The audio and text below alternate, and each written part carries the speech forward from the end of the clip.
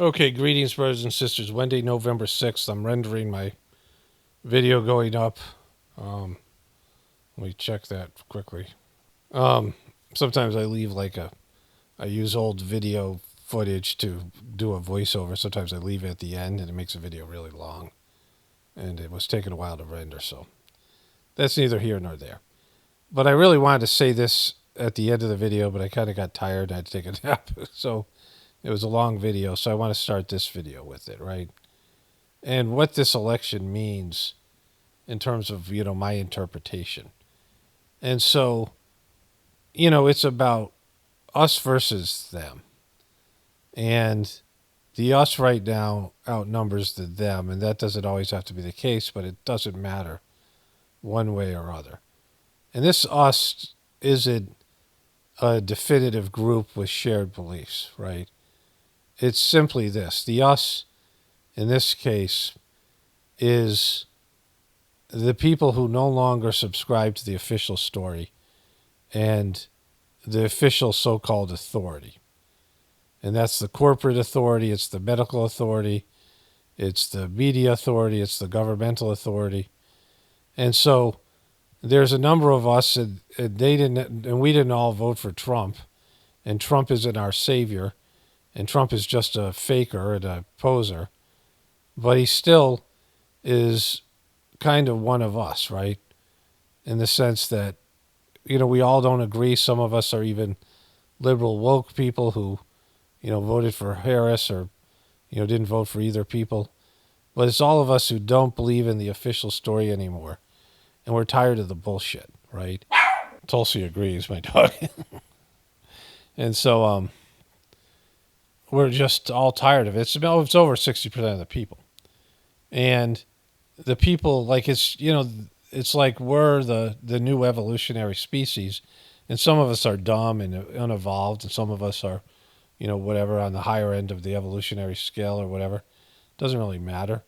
It just matters that we're all ready for something to change. We're tired of the illusionary system, the lies. But with the illusionary system is our economic system that needs illusion because it should collapse. It's not a real system. It's based in debt and perception. And so we all have to understand that for the illusion to be removed, the system has to come down. That these people, these gatekeepers that are keeping the illusion going, whether they be in the CIA and the intelligence community, whether they be political people or corporations or financial advisors or, people in the media, they are keeping our demonic system, our illusionary system afloat with their bullshit, right? And all the sheeple that go along with them are also keeping the system afloat. And we can't have both the system and the truth. And most of us don't understand that and would rethink their, would go and take the blue pill and go back into the matrix if you understood what that means, right? Because if you had a choice between truth and apocalypse, truth and apocalypse on one side, and, keeping the lifestyle going to the best of their ability, you're going to get a new deal one way or another. But would you rather have Agenda 31 housing and give up your properties or give up your lifestyle and all the things that you know as American life and still have an organized system and still have some of your lifestyle, just not all of it? Or would you want your lifestyle to disappear completely and have a post-apocalyptic world, but then have truth and have a chance to evolve and grow and, just get away from the deception and all the heaviness that goes with our modern day system? Because that's, the us and them movement in a sense. And most people who are on the us side don't understand that. They think they can have both. And the people on the them think that they can have their new progressive movement shit, their liberal movement, and still keep everything's the same way, and everybody will fold under it and see the brilliance of what they consider their evolutionary movement, right? And so there's a lot of denial on both sides, right? There's a lot of not understanding where we're at as a civilization, because our civilization has to come down. And I don't know when that's going to be, how long that's going to be from now. But that's what this vote was in a sense about. It wasn't necessarily an endorsement of Trump, and it wasn't so much a common condemnation of Kamala as it was the people who are trying to uphold the illusion and the people who want to tear it down. And that's the majority of people now want to tear it down, which is a good sign. But again, most of the people who want to tear it down, most of the us, don't understand what that means and would probably rethink what they're doing if they do. Anyways, that's just the introduction. I'm going to upload the other video and got a bunch of great stuff to cover here in terms of, what this means, but things are going in a, I guess a positive direction. Not that Trump is positive. Trump's a piece of shit, but there's something afoot here, right? It's like beyond the political ramifications. It's a movement and a wanting something to change. It's a change movement, even though people don't know what that change is or how it'll affect them. They still crave it on a level they don't understand. Okay, so let's get into some of the leftovers of the election and these other things I wanted to show you. Okay, still Wednesday, November 6th here. This is just some headlines here. The age of Trump. Bigoted campaign reveals Project 2025. These are all different headlines. Fear of abortion rights doomed. Defendant Don hits the jackpot. Latest Harris speech tonight. And there's the dark MAGA hat. The great picture for them. And so at least they're embracing their worldview.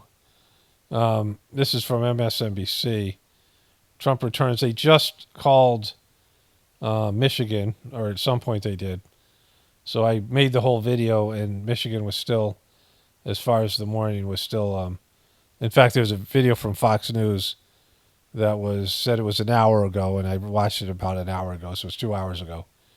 It said Michigan was still, they weren't ready to call it. I'm like, 98% of the vote where it was in, and Trump was up by like 2 points, right?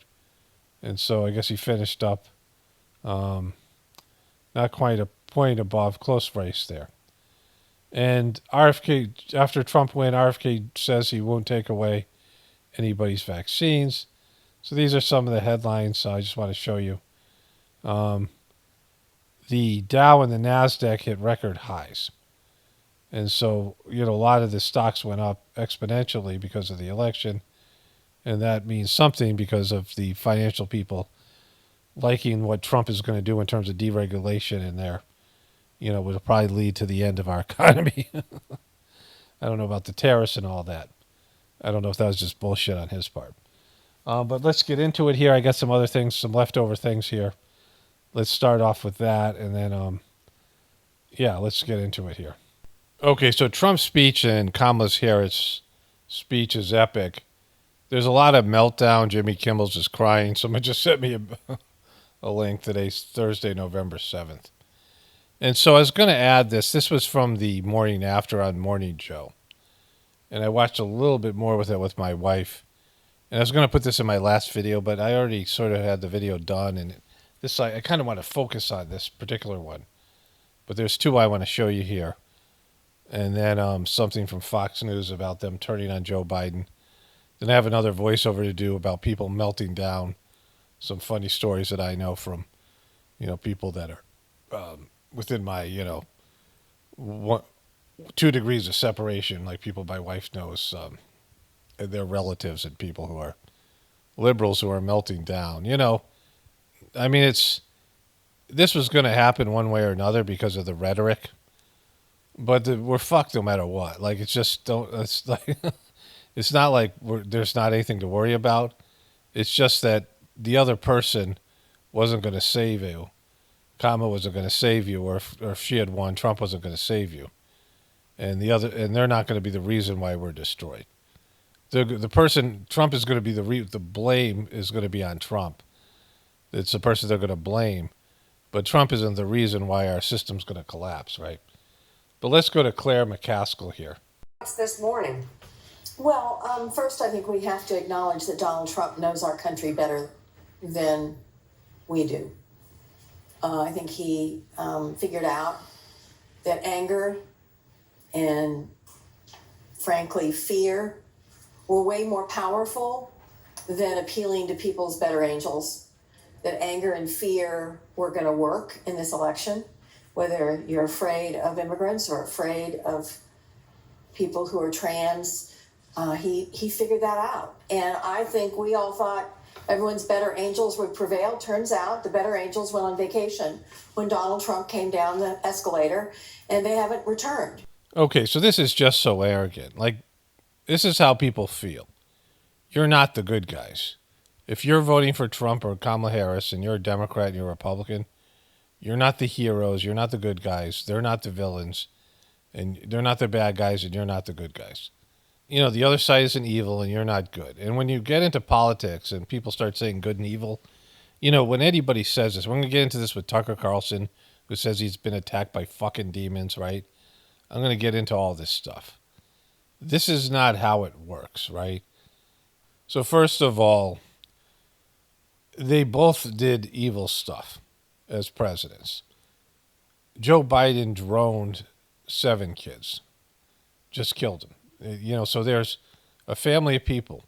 Well, let's put it into context. And this, you know, this is something that's available in mainstream media, which you guys all know.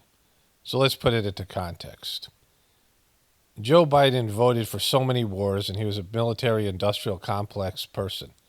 There's that woman, Amanda Devine, who was interviewed by Tucker Carlson, who was, you know, in himself a CIA shill. And, you know, I don't know about Amanda Devine, but she works for the New York Post, which is Rupert Murdoch, right?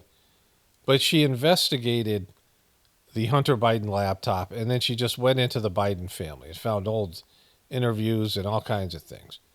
And she's completely, you know, one-sided and, you know, whatever, part of the left-right paradigm. But I believe that she is probably a pretty accurate source into the evil of Joe Biden. And he has connections to the Ukraine. And the Ukrainian war came about as partly because of that, partly because of his deal with the neocons. But it's something that he wanted.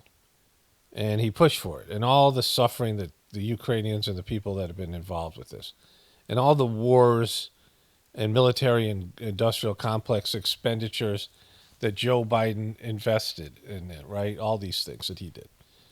Of course, Donald Trump is totally pro-Israel, and, you know, he's endorsing, and he'll give Israel a green light to do the genocide, right? They're all pieces of shit, right? Who are willing to do bad things. So Joe Biden voted for all these wars, including the war in Afghanistan.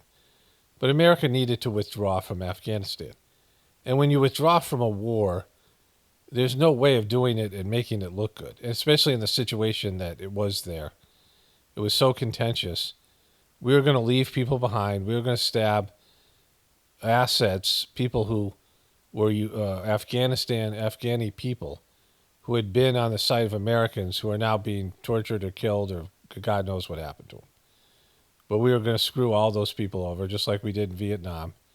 I mean, there's a good movie or TV show called, is it The Conspirator or something? Or it's a guy who's, he's North Vietnamese and he's in the South Vietnamese government. It's a show on HBO. And he's, you know, he's a spy. And he ends up going to America. And he's still a North Vietnamese spy. And it's just, you know, it's a totally different way of looking at the Vietnam War, which was, you know, this, and it was the airlift out of there when all these people are trying to get out of Vietnam, all these Vietnamese people who were South Vietnamese people who were going to be tortured under the North Vietnamese rule after we lost that war, right? And so that's always going to happen. And so when we were leaving Afghanistan, it was going to be a mess. And it started to be a mess, and Joe Biden was taking a lot of heat for it. And it wasn't like he was doing bad now or then. It was that he did bad when he voted for the wars. And he promoted all these things, right? Because he was, as a Democrat, he was a warmonger. And so many of these Democrats were, you know, back then when Democrats weren't. And he was accountable for us being there in the first place. But withdrawing, he was left with this bag of shit that he had to deal with, right? Which was getting out of a war that we lost. And Americans don't like that. Like, we were finally admitting defeat, and it was bad. And so he came out and his team came up with this idea of creating this fictional group called ISIS-K because Trump had gotten rid of ISIS by not, they were CIA asset. They were the old Revolutionary Guard, the Republican Guard of Saddam Hussein, the elite soldiers. And the American government gave them an oil well and started using them as an asset because we need an enemy. We need somebody that we can go and justify our presence in different places. And ISIS gave us that, like Al Qaeda did before that, right? And Al Qaeda was originally an American asset that was trained. Bin Laden was trained by the CIA and the American government to fight the Russians. And so these are not enemies of the, they provide they provide anti-American cover so we can go in and execute whatever we want to do. We have to be victimized in some way so we can go beat the shit out of somebody, right? Like they provokes the American military machine to go and do stuff, right? And so he made up this thing called ISIS-K. It might exist, but it was just what they were.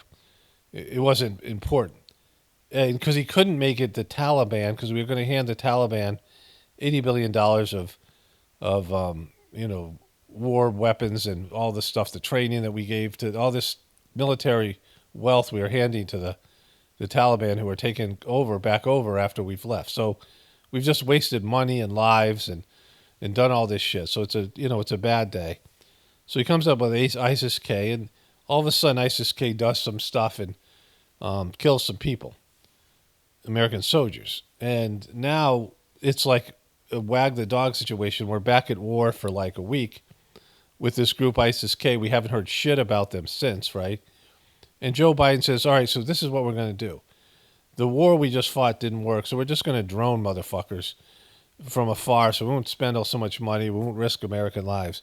And it's going to work. Droning is going to work. So he starts droning people, and he drones a family or, a bunch of civilians who were in the wrong car at the wrong time. And it's like 12 people, and 8 of them are kids. Imagine they're sitting there, going through, and America's pulling out. Maybe it's a little chaotic there. Everything's changing. And they're driving along, and out of nowhere, a missile hits their car, and they're just dead, right? Like, that's what droning is. Like, you could be in some regular neighborhood thinking you're completely safe, and you're driving along, and all of a sudden a missile hits you from some drone, some little geek sitting in some place in Kansas, with a, you know what I mean, with a remote control. And so he just killed 8 kids, right? So don't talk about better angels, fucking Claire McCaskill. There's no better angels. What are you talking about? Like all those wars. We murdered 1 million Iraqis for no good reason. There was no reason for us to be there. Even if you believe in the official story of 9/11 and all the other stuff that went along with it, why would we go into Iraq? It didn't have anything to do with that. Saddam Hussein had nothing to do with any of it, right? And so, all these wars. What we did to Libya. Gaddafi did nothing to America. There was nothing that even provoked what happened. Right? Like all of a sudden they said, all right, we got to go get this guy. He was just sitting there. The country was doing great under his leadership. And, Obama and fucking, all these people all were a part of that, right? And so there's no fucking heroes here. There's no good guys in the government. There's no good guys in any of these things, in politics or any of these things. And to say better angels, you can't even use the word angel. Angels? They're better angels, like Trump is evil and somehow Biden is good. Like, it's just silly. This idea that you guys are the fucking good guys, right? The good thing about Trump being elected, what it represents is a lot of the people who don't buy into the official story. It's not everybody, because there's some liberal truthers and there's some like woke people, who are on the other side of this thing, but also don't trust the media and the government. But the majority of people don't believe in the media and the government. And now it's with the internet and just, Trump is a piece of shit. He doesn't represent us, like I said before.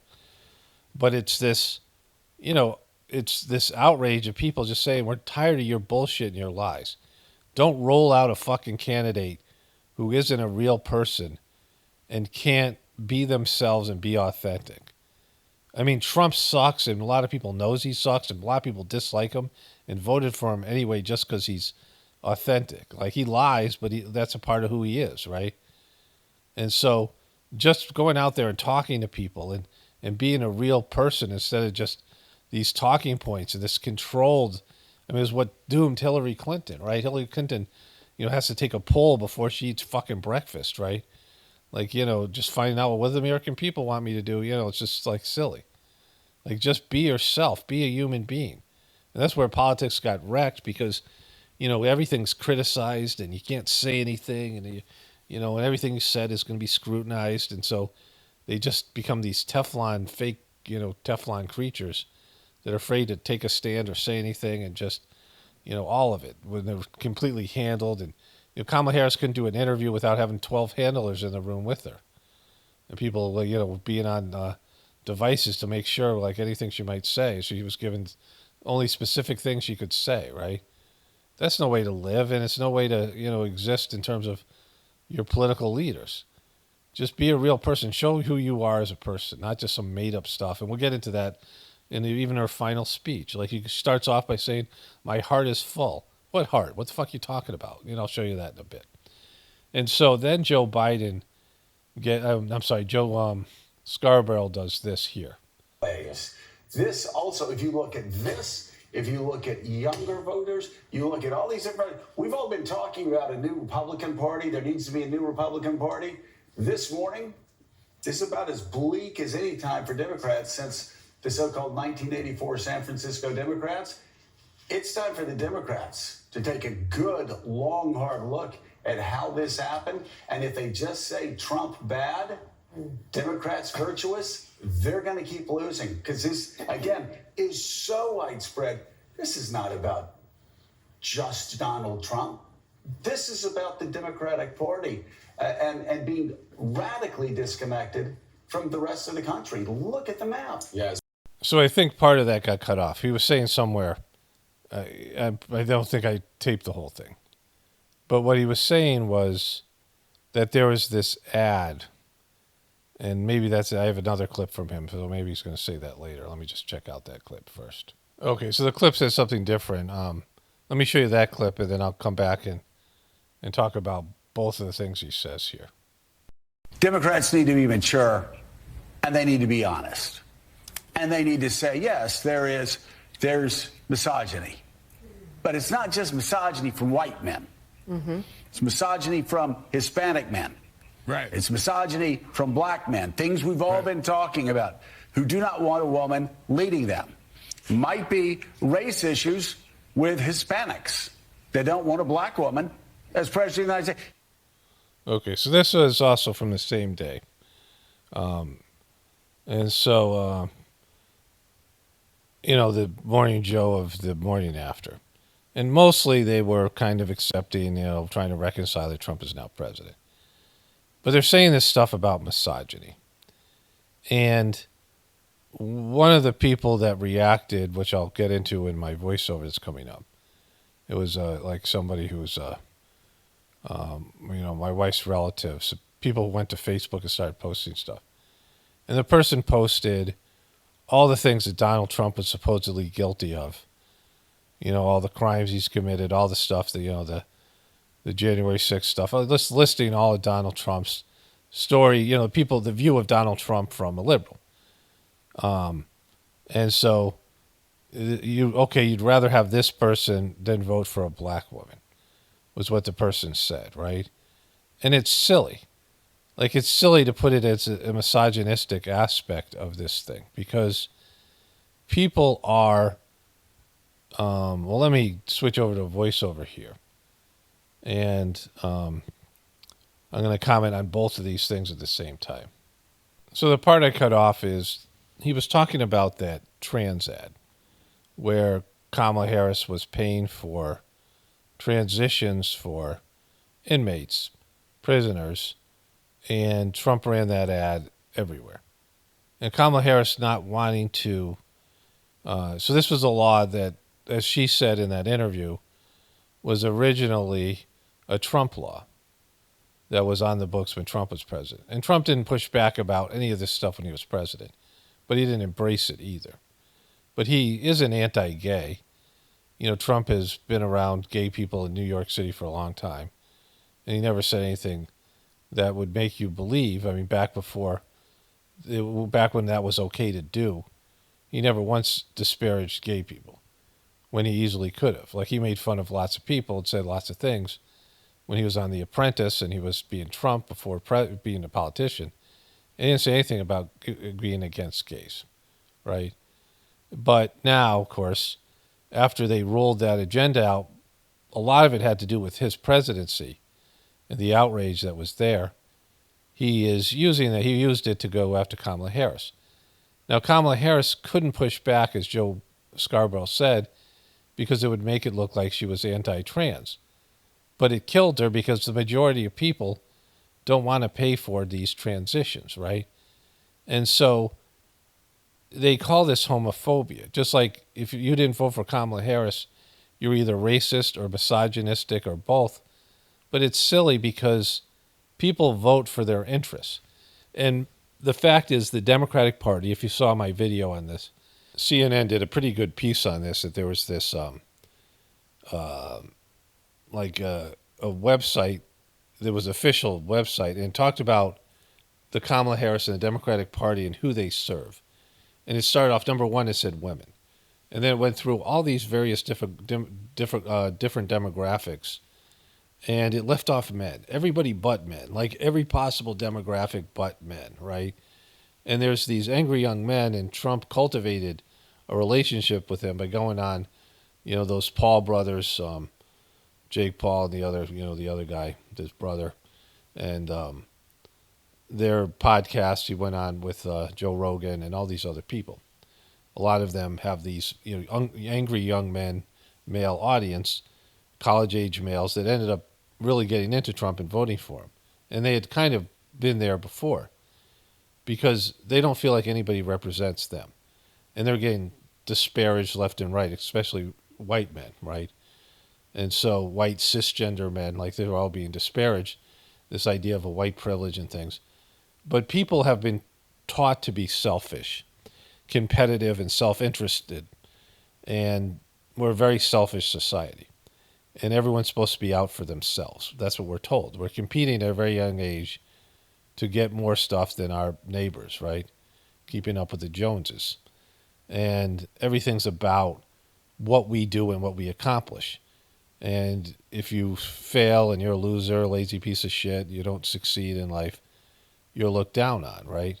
And the people who are successful are people who are narcissistic and even sociopathic, who go out and take for themselves. And it doesn't, even if it's ill-gotten gains, it's better to be successful criminal than a loser, a good person who's a loser, right? And so we're all taught to be selfish. And the politics are, based in, this is what's good for your demographic. I'm going to support your demographic. In fact, the Democratic Party said, we're going to help you guys out. We're going to help women out. We're going to help gay people. We're going to help, all these lists of people, 16 different demographics, pretty inclusive. But we're going to help all of you, not men, though. And so you're saying fuck you to men. And then you're saying, well, if a man doesn't like that, he's misogynistic. If a man doesn't want to vote for that, right? And if you don't want to pay for somebody else's sex change, you're somehow homophobic, right? Like, all of us who grew up with two genders and two sexes, and we grew up with that teaching, and whatever we believe religiously or we believe culturally, that's what we grew up with, right? That's what we were taught. And then all of a sudden you bring in this new, it's not new because it's been around a while, but these things with the pronouns and these things with these, 270 different genders, like astral gender, and you push this agenda, and you go from trying to get everybody to believe that gay people are born that way, which I believe to be true, based in what I believe in terms of samskaras, past lives. I believe that this is all, you're born with these things. But that doesn't mean that they're necessarily good things or they're who you are as a soul or whatever it is, right? It's just something you have to deal with in this life. And there's a reason for it. I would agree with that. But then once the, this movement, this liberal movement, and a lot of it came as a result of being anti-Trump, like all these people were angry about Trump. They push this Hollywood morality that exists in the the Hollywood liberal morality, in the gay community and like the modeling industry, things like that, fashion industry. And they started to push these things that they had believed for a long time, and it contradicts this other view of there only being two sexes and two genders. And if you still believe that there's two sexes and two genders, that doesn't make you homophobic. You're making a choice about what you believe, right? Also, if it's in your religious texts and these things where you get your morality from, the Bible or some other religion, and you're more a conservative person, that doesn't make you a hateful person. You don't hate gay people. You just don't believe in the same worldview that they believe in. And the majority of people don't. But they force this on everybody, saying that you're misogynistic, you're homophobic, you're racist, if you don't agree with our worldview. And that's what they don't get. The majority of people don't agree with it, and it isn't progressive. You guys aren't like somehow leading us into a new paradigm, because most of the stuff that you're pushing is degraded, and in terms of the culture, and the people who believe in that culture are usually messed up people with psychological issues. The Hollywood morality. Look at the Hollywood people. Look at the wealthy people, the elite people. Like, they believe a lot of these things, right? And they engage in a lot of kind of, eyes wide shut type of deviant parties and deviant, moral kind of decisions and decadence, and they're not well people. Like, they're not healthy people. They're devoid of any connection to God, and they're unnatural and things like this. And that is not progress. Science isn't progress, right? Science, when it's pure in the purest form, can give you information about things you didn't know. It opens the door to how things work on the physical level that you would never know, right? And it's kind of cool. It's a neat thing. Science is a neat thing. It sort of pulls back the curtain and reveals information it's kind of interesting and sometimes very helpful. And how things are happening on an atomic level, subatomic level, or just, all of it. But it's all physical. And spirituality, not religion, because religions suck, and a lot of these books are full with bullshit, right? Like the Bible and these other books, they're not accurate. They have good stuff in them, but they're not, they're outdated and they've been manipulated. But spirituality, when you connect to God and you find out the nature of the soul, like this is like, the nature of, when you look at anything on the internet and you look at the code behind it, first you look at what you're seeing, like a video or a website, but then you look at the code. Like in spirituality, it's like you're looking at the code, but it's feeling. It's a heart level thing, right? And it's even more sophisticated than science, much more sophisticated than science. And if you believe in something that, the liberals don't believe in, that doesn't make you a bad person. And you might be far beyond them, and they can't see it, right? Because they think that what they're doing is progressive. Just like the conservatives think that their worldview is based in God and the word of the Bible, and and even they're not even. I mean, the Bible, is limited as it is, they're not really even into the Bible that much. Many of them. I mean, certainly Trump isn't, right? And so they pretend to be on the Christian conservative side, but they're not really even on that side. And that side was, limited itself, right? Because they weren't believing in the truth, and they did have prejudicial views, and they were anti-science to a certain extent, right? And so if you want to be evolutionary, you have to go beyond your demographic and who you conceive of yourself. You have to go on to a soul level, and you have to evolve on a spiritual level and see beyond the material illusion, this illusionary world that we live in. And then you're just starting, right? And most people don't even get a whiff of that.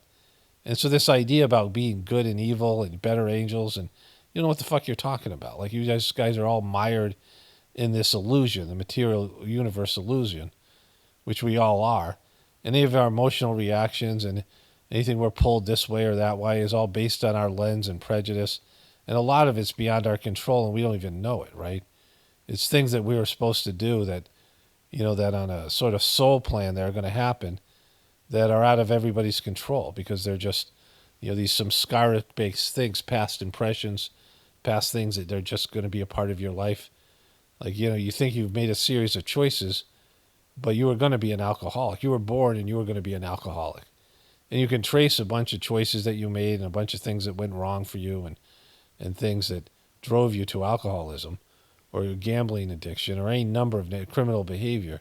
And some of them appear like random events that could have went one way or another, or choices that you made. But even if you made a different choice, you still would have ended up exactly where you are, right? Like we do make choices, but some of these things are just the way it's going to be, right? And and it's just accepting that to a certain extent. As Americans, we're supposed to work our way and pull ourselves up by our bootstraps and do everything that we could do to make things, work. And that's true. And we can do that. Like I've talked about the difference between fatalism in these Eastern countries where they believe that God, it's all God's will, and they don't do anything to change their circumstances. They just surrender to God. And, it's positive on one level, but, they're neglecting their responsibility. And in the West, we're supposed to do everything and will everything, and we don't ever realize that some of it's beyond our hands, and we just have to surrender. Like Trump said, never surrender in his speech. Never surrender. Well, what about surrendering to God? Like surrendering your ego, surrendering to God. Like that's a big thing, and most people won't even consider that because, they don't want to.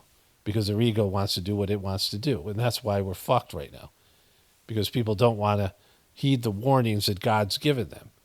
And they don't want to change these decisions that these choices that they want to make. Right? People want to do what they want to do. And even if all the warning signs are there, and God's just like putting up a billboard, look, asshole, you're heading over the cliff. The person's like, no, I'm going to head over the cliff. It's what I want to do. And so that's what we're looking at here. Politically in every other possible way. Okay. Today's Thursday, November 7th. I got a bunch of great stuff to get to here. Both the low energy Trump victory speech and the whiny Kamala Harris concession speech. This is going to be interesting. But there is something I want to say. As far as I can tell, and I've turned the news on a little bit, I've been watching more Fox because of the, just to see what they were going to do. Because Fox had turned on Trump before. But the liberals are losing their mind. So there's a video that popped up on my phone because I've been watching more Fox, where the Fox people put together a compilation, and I'll show you that, of them turning on Joe Biden, Harris team, and blaming Joe Biden. There's another little clip where a woman who worked for the DNC was blaming, said that it was Tim Walz, and I'll show you all that stuff coming up before we get to the two speeches. And there's some other stuff I want to show that I was lingering stuff that I didn't get to before. It's all a part of this, right?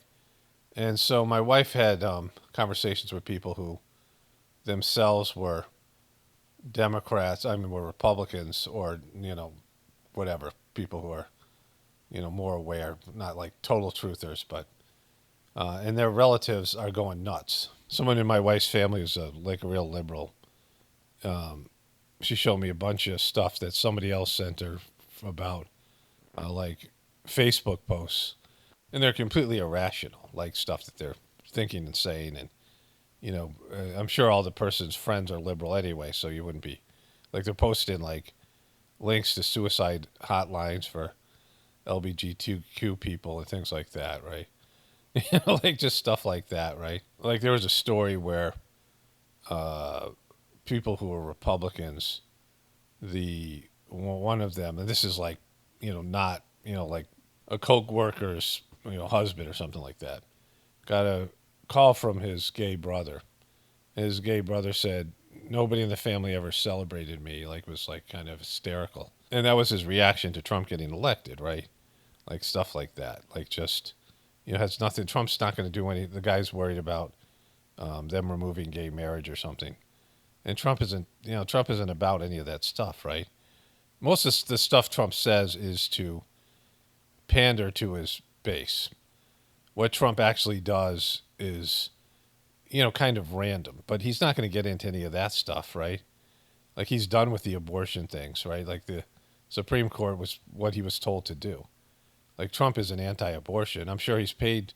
I think it said that he's paid for women's abortions. Like he's impregnated women when he was cheating on his wives, and he paid for abortions. Like he was never a pro-life person. There's a picture out there with all these people laying hands on Trump and praying for him, and he's not a Christian. Like you got to know he's not a Christian. He was. There's nothing about him. Doesn't. I mean, he's selling his own version of a Bible, right? Like he's merching up on Christians and these people, but he's not. He's none of these things. He's not really a Republican, or he doesn't believe in any of these things. He says a lot of shit, and then what he'll do, and it's going to be interesting, but we're going to see it pretty soon. You'll see as after Trump gets inaugurated, and even moving towards that. There's a comment from RFK Jr. talking about Trump and him saying, what is his role going to be?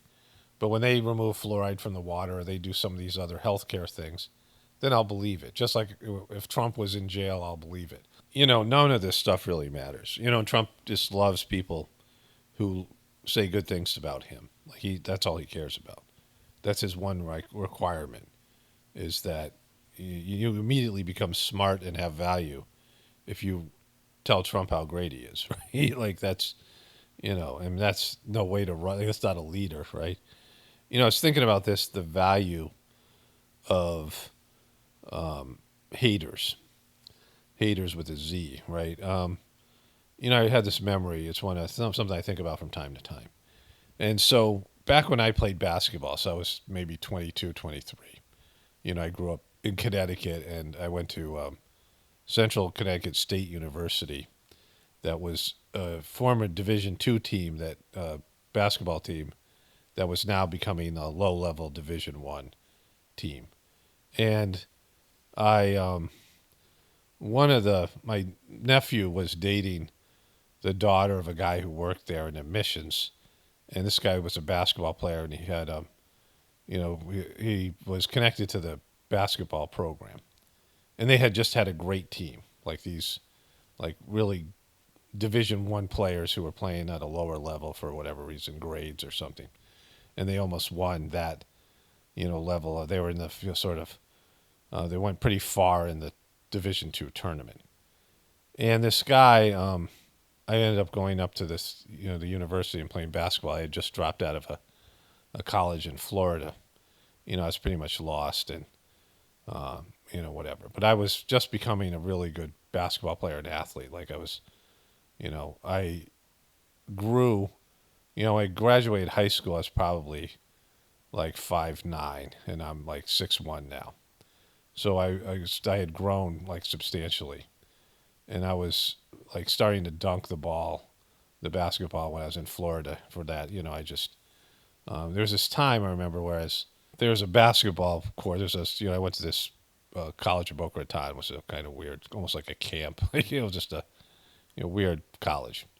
It was a 2-year college, and it was a whole thing, and there's no reason to go into that. But I was playing basketball. There's a lot of people sitting by the pool. Some of them were like my friends, people I knew from college, small college, and like I was just felt great, and I was jumping like higher than you normally would, like by like a foot, and I was just throwing the ball up and dunking it all kinds of different ways, and some people were watching me or whatever, and some of my friends, people commented like, "Wow, you're really getting up today, right?"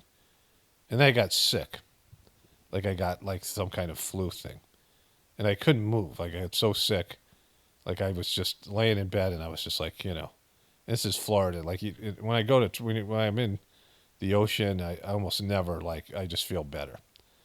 I almost never got sick when I lived in the Virgin Islands for a little bit, and then Florida. But when I'm in a tropical place, I remember like getting drunk and not having hangovers, right? Like it's just like I just feel better there all the time, and almost to the extent that I shouldn't live there because it's like I need some adversity. It's like the same day every day is like a summer, perpetual summer, right? But anyways, I got so sick, and like I must have had a fever. Like they had some kind of medical stuff there, but I just like laid in bed and slept. And then one night I woke up and my shirt was like drenched. And I took off the shirt and I went back to sleep, and then that shirt was drenched. Like I was just sweating out. It wasn't hot. I was like breaking the fever. And that went on, and I soaked like 4 shirts. And it was the whole thing. Like I can remember this.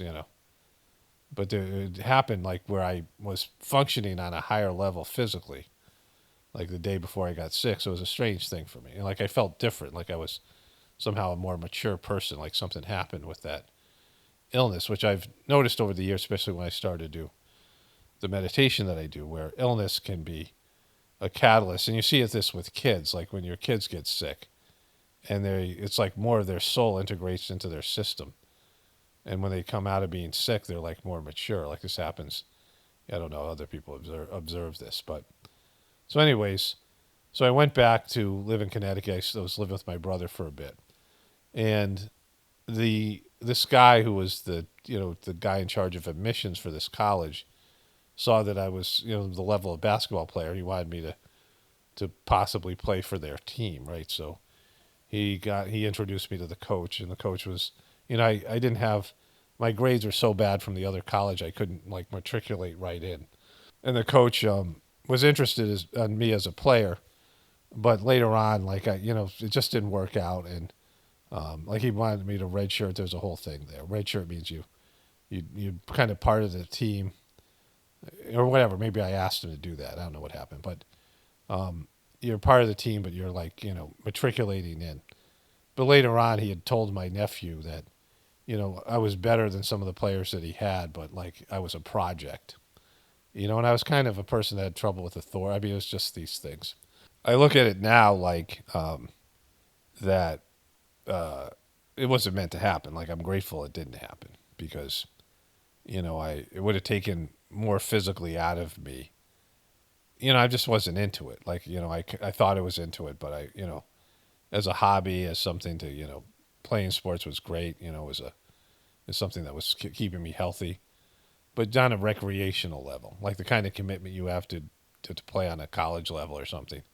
Like it just wasn't there. Like some days it was, but most days it wasn't. Like it just, some days it was just boring for me. Like I would work on my game, which is, go out and do skill things. And, I enjoyed doing that. And it helped me, develop things that I would use later on and how to improve myself. Like anything that you do that you do even physically working out to improve your body and your physical health and that skill can migrate over to other parts of your life. Like that skill, you can use it for self improvement in other areas of your life. But anyways, I'm getting away from the story.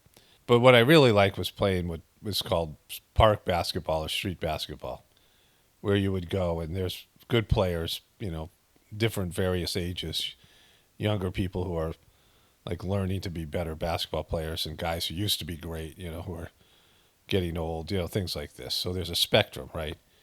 And it's where I excelled, and I really enjoyed it. And it's not like a commitment. You go there when you want, and there's always a game there to play or whatever.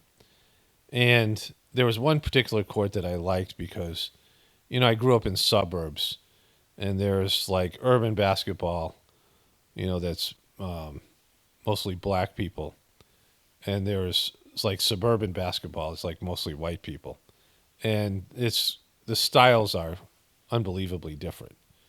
And I enjoyed the black basketball, the urban basketball. But you go to courts. Or sometimes I'd be the only white guy in the court, depending on what level of like if you were going into like sort of a seedy part of a city where there's a lot of projects and things. There was like a lot of drugs and stuff there on the sidelines. And there's a whole culture there at like a park basketball kind of situation.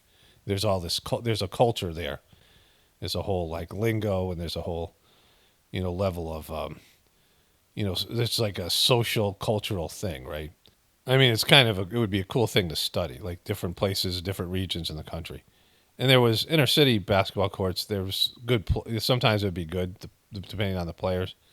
But there was like fights and stabbings and some kind of sometimes gang stuff. I mean, it was just there was people be drinking on the side of the side of the courts. Sometimes drugs and stuff would be being used, and you could see if something was getting like way worse, where it was like the good basketball players didn't want to risk getting hurt or being involved in something bad, so they would find another place to play, and the place would just go south. But I also played with these. In these, there was a court near my house, and I was living in this town called Simsbury when I was in high school. It was a suburb of a suburb, and Connecticut's like a whole suburb of New York and Massachusetts, and so it was a kind of an odd place. And it was just mostly white guys playing there, and I just really didn't like it. They were, just too stiff. Like it wasn't the kind of I like to run and I mean it was a more fundamental based basketball. A lot of old guys, and I played there occasionally, but it wasn't great for me. Like I didn't enjoy it, like I did these other parks. But there's one park that I went to called Walcott Park. And it was near a mall that I was familiar with when I had lived in this town called West Hartford, called West Farms Mall. And it was just a great blend of multicultural and people who just wanted to play basketball but didn't want any drama. There was like not any there's an occasional fight, but just like kind of basketball fights, not like some brawls or whatever. And the competition was great. And it was a place that was closest to my house, so it was like and I knew a lot of people there, like some of them who I grew up with, and people I knew from just playing there for a number of years. And I kind of sucked when I started going out there in high school. Like I remember, I was playing, and there was some other guy like my age, and like we were not good, and it was competitive, and some dude got pissed off and just punted the ball, right? Because we sucked so bad, and we had no chance of winning. Like what happens is in a park basketball game, you you call next. Somebody would call next game, and people go, "Can I run with you? Can I be on your team?" And they would either say yes or no. Most times they would say yes, and you would get five guys, and the first five would come down. First 10 people, 10 guys would play, and then you start getting people have next. And sometimes there would be 15, 20 people waiting, so you had to wait 4 basketball games to 10 before you got your chance to play. And the winners, whoever the team that won, would stay and play, keep on playing. And so you had to win to play. And like there were some nights where I would go down there, and there were so many people, and I would play. And if our team lost, like the first game I played, I had to wait an hour to play again, or even longer, right? And I just go home. It was just like wasn't worth the wait, because it's just whatever. There's a story Magic Johnson told, like when he was a little kid, and he wanted to be play with the adults. He would just sit around the sidelines. Every once in a while, someone would come and take his ball or kick his ball, or just do the like this same thing I was talking about. And then when it got late at night, this is in Michigan, where Detroit or where we grew up, they wouldn't let him play because he was too young and he sucked too bad. But it'd get late at night and they didn't have enough people, and he'd begin to play, right? After all the game, this kind of thing. So it's like kind of this is an interesting sort of social dynamic there. But I remember sucking, when I first got there, and I got better over time to where I was like always one of the best guys there. Like there's, you can tell who the better players are. And one day I went down there, and one of the people was regular there. I asked him, he had next game. And so, so I asked him if I could, run with him. And he said, yeah, of course. By that time I was one of the better players, so I always got to be able to play, right? And then 4 of these former basketball players I used to play with that were at Central Connecticut State University came down. And he ended up telling them they could play, which meant he was ditching me, right? Which was like just a fucked up thing. But it happened because he wanted to win. And these 4 guys, they had played together, and they were great, basketball players. They were like slightly better than me, right? In different ways, like just, and a little bit older. And like he ditched me, and I got like offended, like I got pissed, right? And so I got the next game after that game. No, the thing was that he didn't tell me. He could have came and told me. Like they asked him to run, and like he could have. I was over there like shooting. There's like two courts, and there's a court where we shoot, and we play this game called 21, which is like every man for himself kind of thing. And he didn't tell me, so more people got there, so I had to wait like a couple of games to play. And so then I'm just like pissed, right? And it elevated my games to when I did get to play against these guys, and these guys had, I had, they were part of this team, and I had played against them before. Sometimes they come to this park, and other places I played with them at Central, the college, and like I was the best guy. Like it elevated my game. Like they didn't care. There was just some pickup game for them, right? But to me, I had been personally wronged. Like this whole thing. And, this is when people talk about bulletin board material.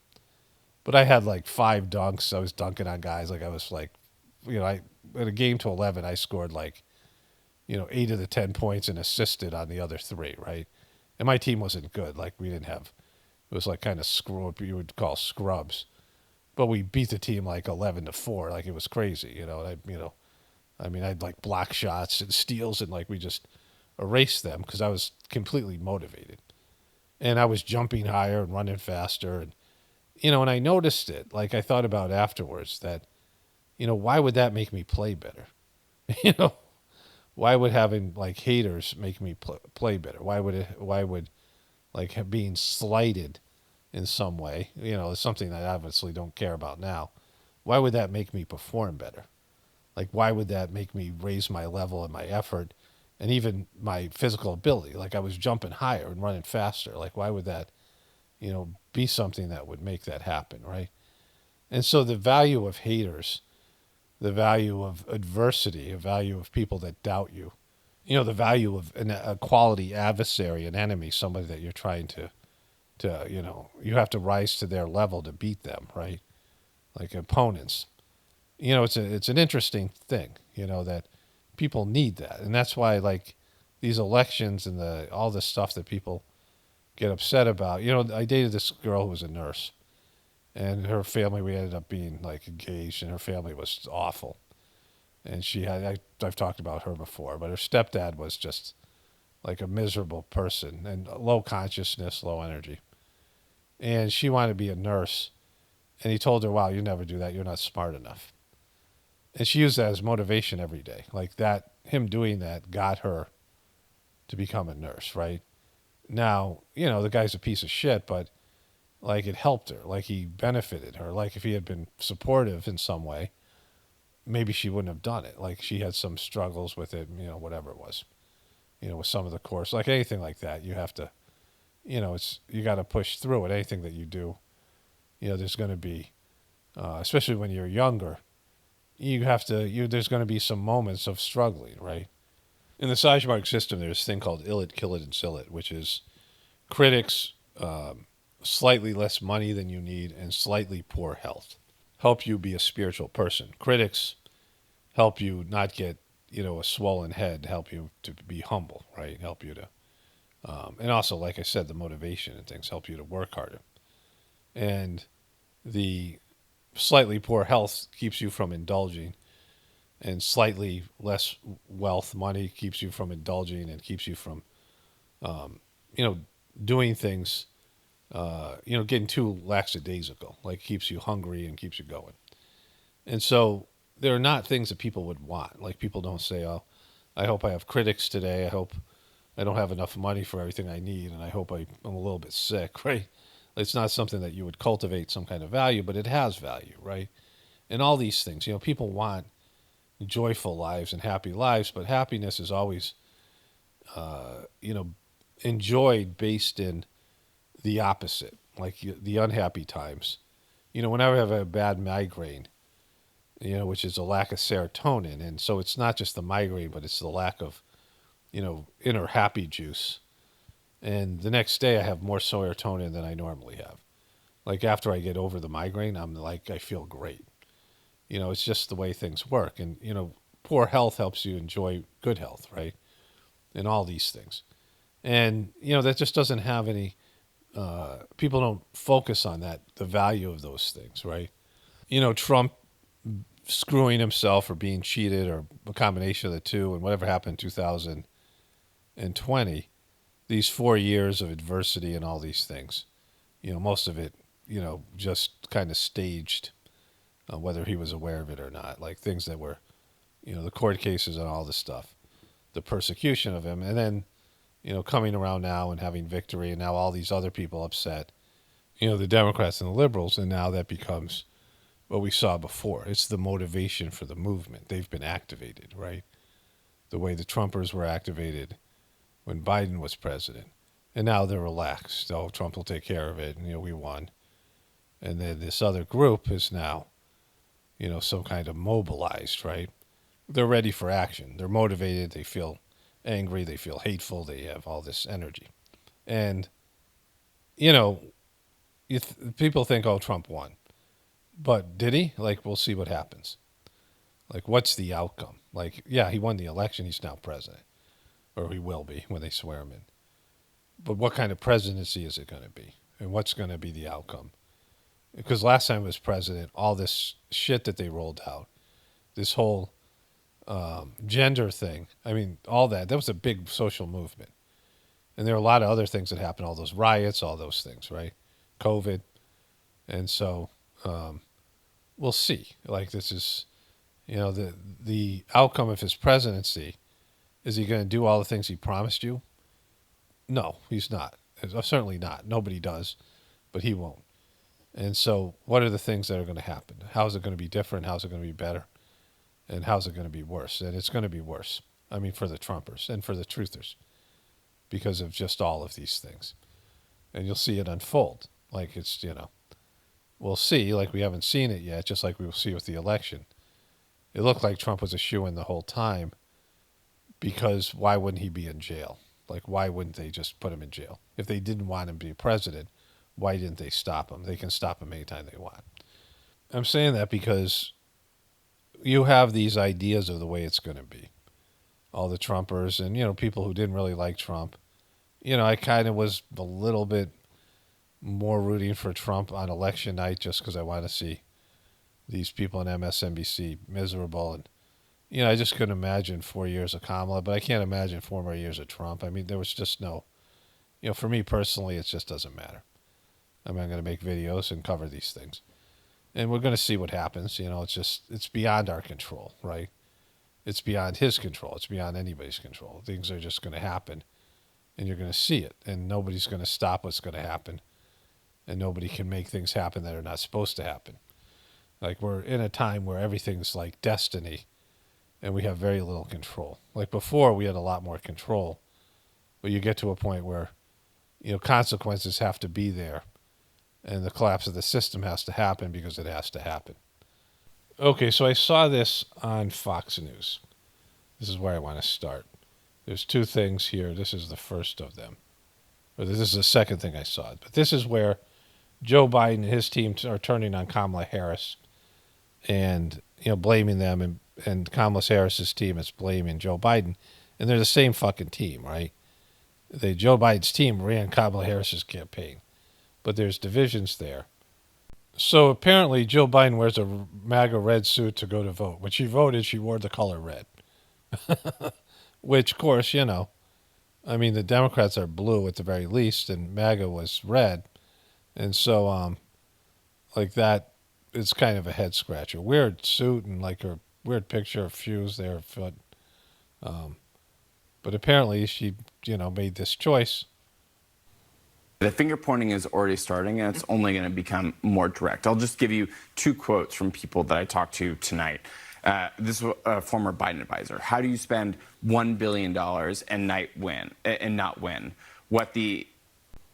I do have an indictment of some of the strategy. And again, the people that said Joe Biden was the problem. Where's my camera? He was not the solution. Okay, I will just note that it is probably not the best idea that Democrats orchestrated a very public stab fest, a proverbial stabbing in the front of the sitting president of the United States of America, and then didn't use him in his hometown of Scranton, Pennsylvania. Kaboom. So this was Fox News clipping all these things from various media resources, liberal, CNN and MSNBC. One thing that we are clearly already starting to see take place is finger pointing and the blame game. And a lot of that is going to be directed at President Biden. This is even coming from some folks inside of the Harris campaign. One senior official I just talked to said Biden will hold a lot of blame for it. And frankly, they said he should.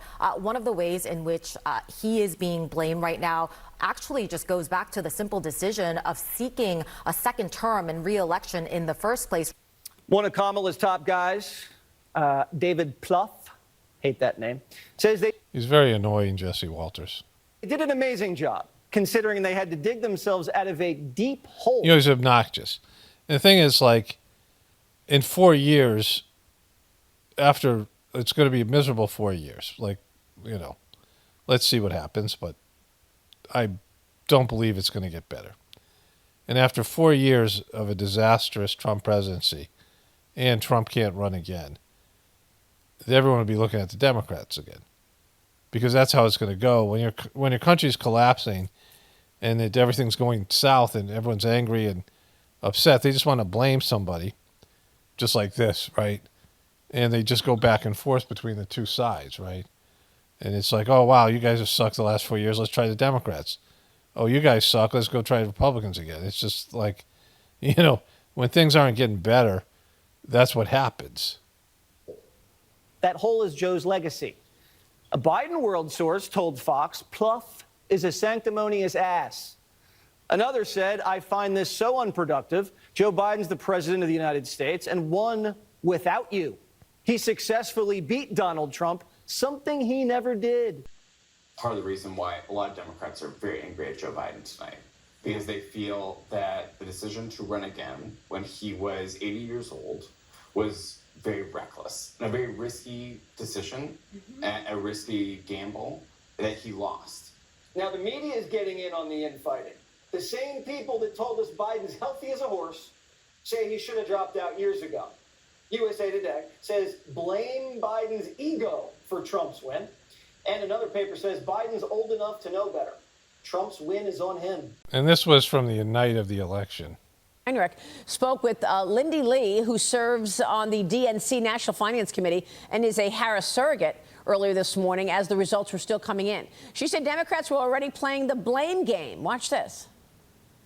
My phone is blowing up with recriminations and people just freaking out. This is not the outcome that we expected at all. We weren't expecting a blowout at all. We were hoping that we could hold on to those critical blue wall states, Michigan, Pennsylvania, Wisconsin, certainly, but all of that is slipping away. The blame game has started. One of the things that are top of mind is the choice of Tim Walz as the vice presidential candidate. A lot of people are saying tonight that it should have been Josh Shapiro. Frankly, people have been saying that for months. I hate to say this, but I'm not sure how much Tim Walz contributed to the ticket. He gave us the greatest gift of all, his wife, Gwen, right?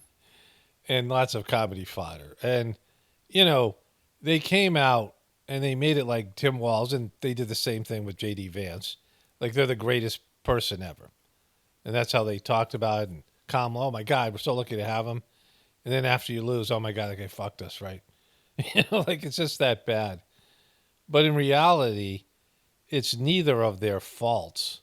It's the Democratic establishment. And I said this in 2019, and it's not because I'm brilliant. It's not because I'm, so much more insightful. Because it was an obvious situation. Joe Biden was shitting on himself in 2019. He was clearly breaking down, and he was, 78 years old then. Joe Biden was 77 when he was running for president. He's 81 now. His first term. And he was showing signs of breaking down. Trump was 2 years younger than him. He was 75. And they were the two oldest guys to ever run for president. And, the average life expectancy is 79. And so, I don't know, he's even less now. And so they're both over the average life expectancy. They're way over the average age of retirement. And so it's going to be the same thing with Trump. Trump's going to be deteriorating. The job wears you down, right? You know, there's stressful jobs. There's this guy, J.J. Redick, who's a former basketball player. He's kind of an asshole. He was at Duke and was one of those people like everybody hated. And he's kind of obnoxious. But he had a good podcast. He had this thing called Old Man the Three. And he got hired as a Lakers coach. And I, would see some of his podcasts, like clips of them, from time to time. And then he was on ESPN as well. And YouTube just recommended a video where he walks out of a press conference because the Lakers lost a game. And he was obviously, doesn't have the temperament for it. I'm like, man, he looks tired and old. Like, he's only been coaching them for like 2 months. And it's even worse for presidents. Like, those jobs just suck you dry. And there's just too much, just interaction with just all of it. And travel and, all the stress of it and just the people you're around. And, I mean, nobody does well. Like, it's a bad job, right? It sucks you dry. And so Joe Biden went in there and he was showing signs of, pretty severe signs of cognitive difficulties in 2019. It was obvious to anybody looking at it. And they Kamala Harris was laughing at him. But they picked him anyway. And it was one of those things where I said, well, at some point, it's going to get really noticeable. And this is going to be a problem. Like, it's going to impair his ability. And they're going to have to hide him away like they did with Reagan. But that was in Reagan's second term. Now, Reagan was just an actor, a bad actor. And people talk about how great Reagan is, and the Republicans remember him as being so great. And they're comparing Trump's victory to Reagan's victory. But Trump and Reagan, Reagan was a lot like Kamala Harris. He just read lines and did what he was told. And then he couldn't do that anymore. But he only had 2 years left in his presidency, and they just hid him away. And, it worked. But that wasn't going to work for Joe Biden. He had to campaign. And so he knew that day was going to come. And then the same thing was with Kamala Harris, right? So when they picked Kamala Harris, now there was 20 candidates, right? 20 Democratic candidates. They broke it up, debating, 10 candidates would debate on Wednesday and 10 candidates would debate on Thursday. It was that bad. And I've said this over and over again. They pushed Kamala Harris out. They were pimping her out there. And the Democratic voters looked at her and said, fuck you, we don't like her. At first, she went up to have 12% of the vote, right? And there was a number of candidates, Amy Klobuchar, who was never going to run for president. They were never going to pick her. There was Pete Buttigieg and Bernie Sanders, of course, Biden, and maybe a few I'm forgetting.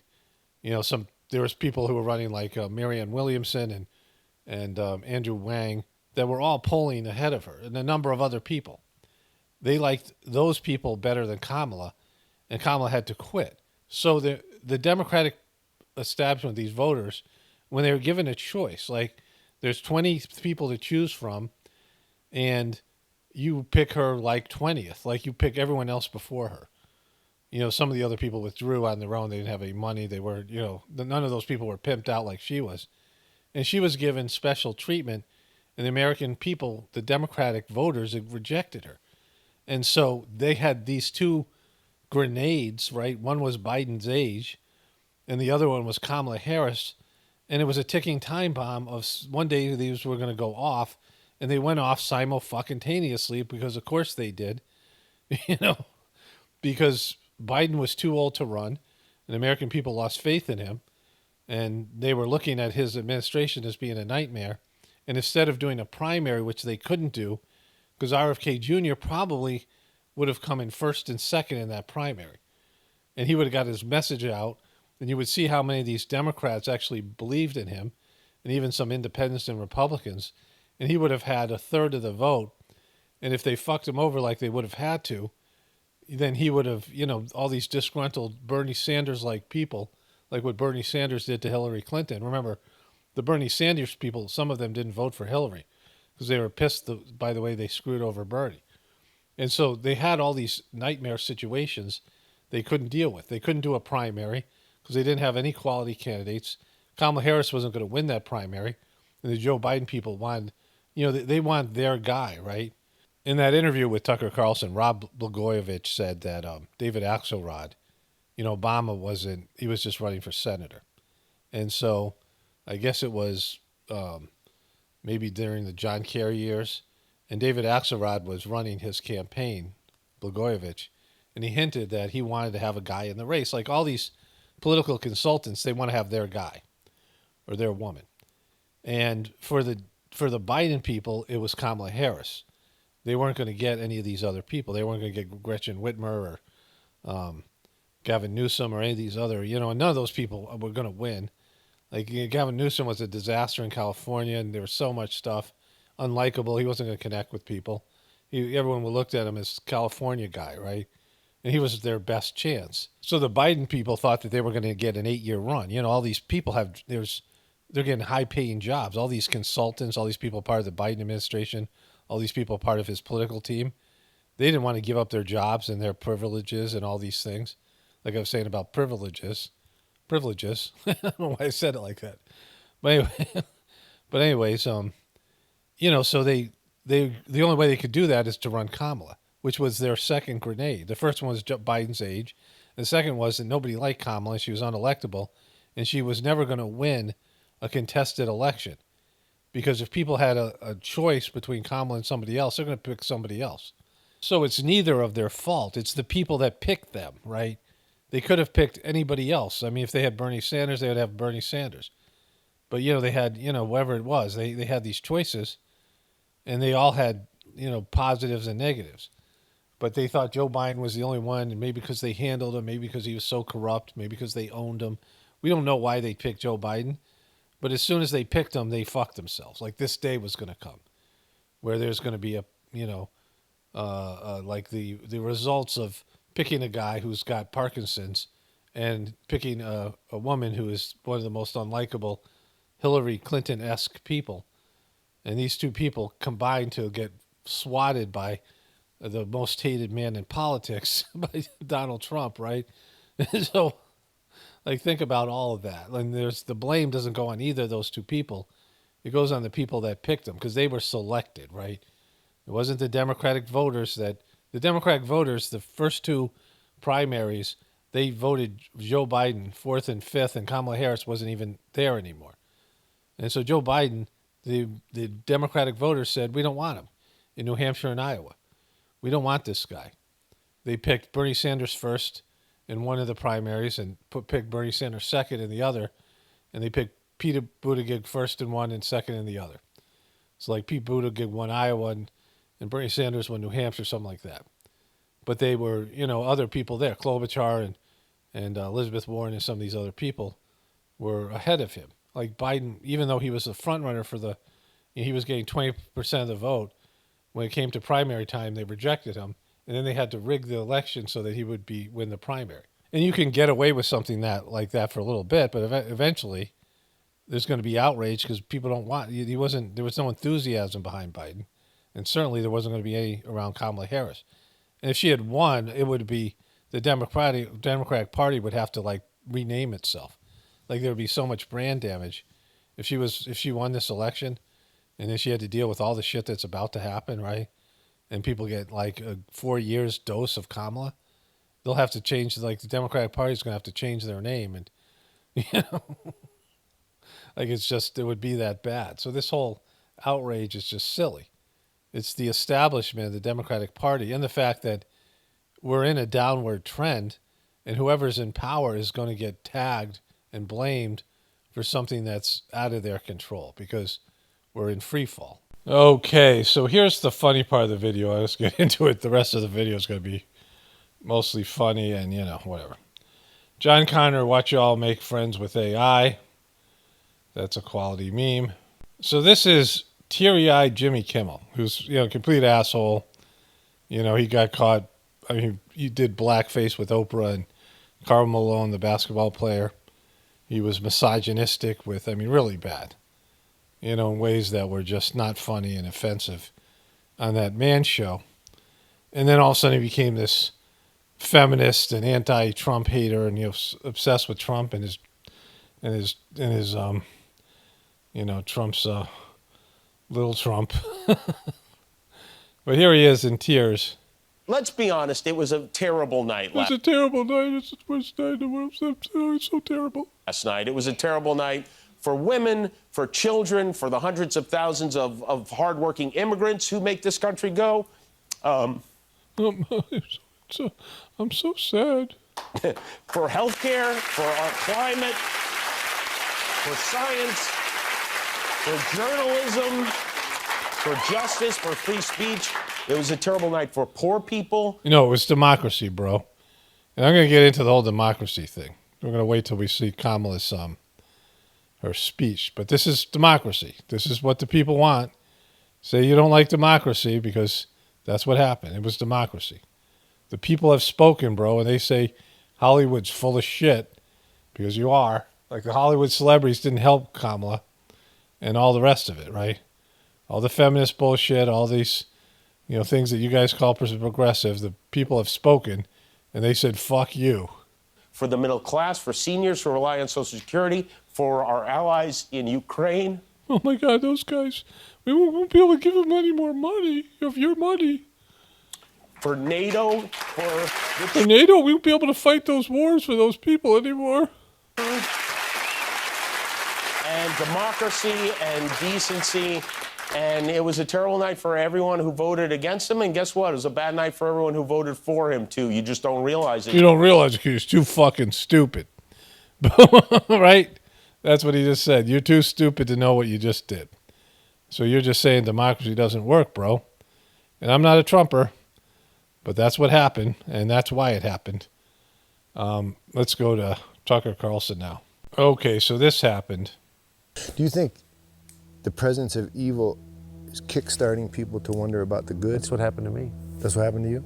Oh, yeah. Oh, yeah. This is going to be a good one.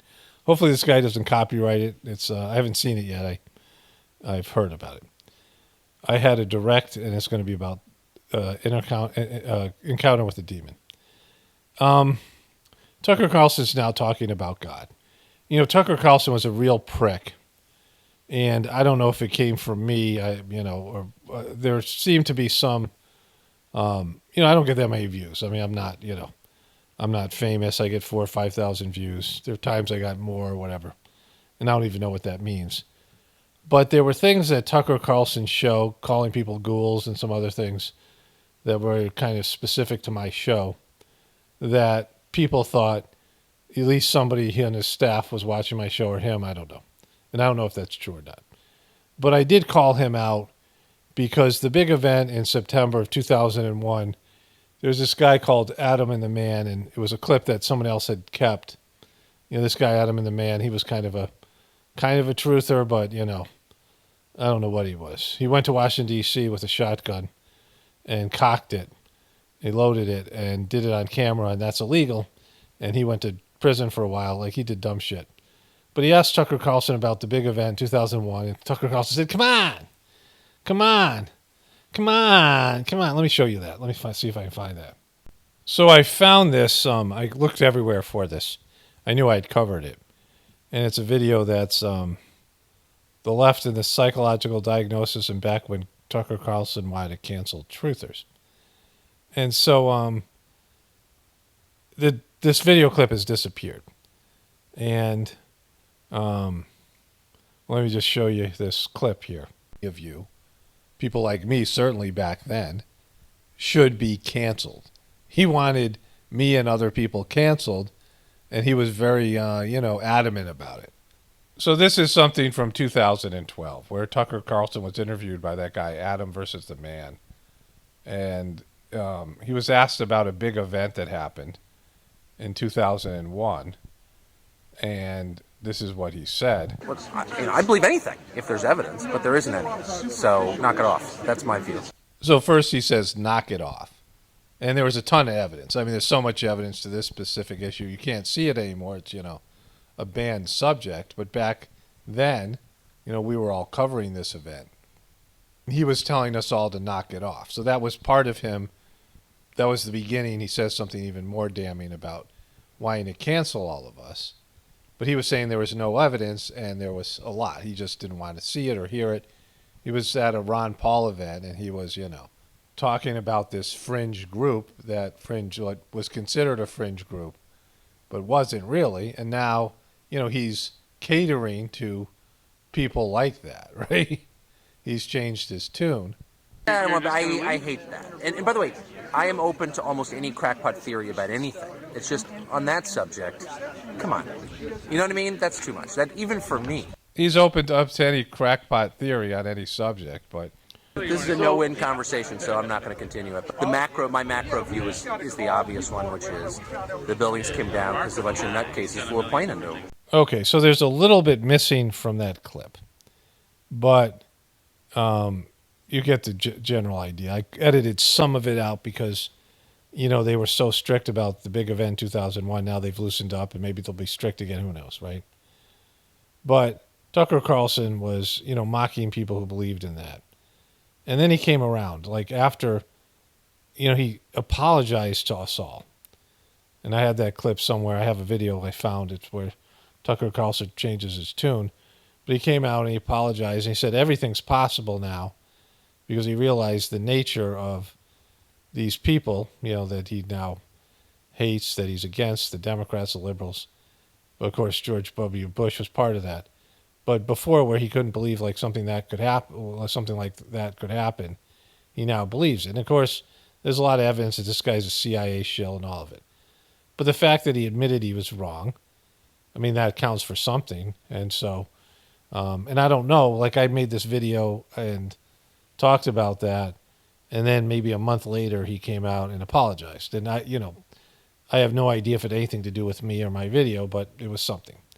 And so, if people evolve, and you have to look at anybody with a microphone in front of them, if they're just willing to go a little bit into the truth, it's a win, unless they're just out and out disinformation agents that are hurting everybody, right?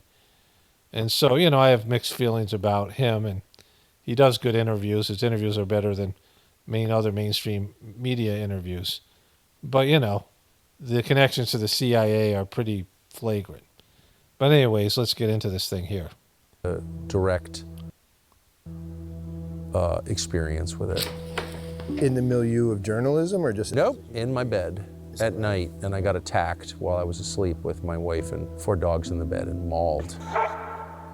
Okay, so, you're going out on a limb here, bro. Physically mauled. In a spiritual attack by a demon? Yeah, by a demon. It was a demon. It was a demon. It really doesn't work that way. But let's just let him finish here. Or by something unseen that left... Is that right? Claw marks on my sides, on my... So it left physical marks? Oh, they're still there. Yeah. You did say you were sleeping in your bed with dogs, right? Just saying. A year and a half ago. Was your wife terrified? I know you were. I wasn't. I was totally confused. I woke up and I couldn't breathe, and I thought I was going to suffocate, and I walked around outside, and then I walked in, and my wife and dogs had not woken up, and they're very light sleepers. And then I had these terrible pains on my rib cage and on my shoulder, and I was just in my boxer shorts, and I went and flipped on the light in the bathroom, and I had 4 claw marks on either side underneath my arms and on my left shoulder, and they're bleeding. Wait, they were bleeding? They're bleeding, yeah. No, they're actual claw marks. They're actually claw marks. And I sleep on my side, so I wasn't clawing myself. I don't have long nails.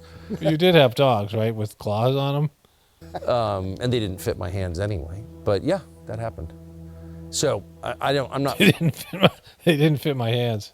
From a world where things like that happen, I never heard of anything like that happening before. I had no idea what that was. I knew it was spiritual immediately. You did? Okay, that was going to be my question. Yeah. I don't understand to this day. I'm not going to put it. You didn't try to refute the spiritual part in your own mind. You went right into the. Well, it didn't make any sense. Okay, so let me just switch over to a voiceover here. Okay, so in the spiritual, the meditation system that I do, there was the first master of the system named Lalaji, who, he died, and his family withheld all of his writings.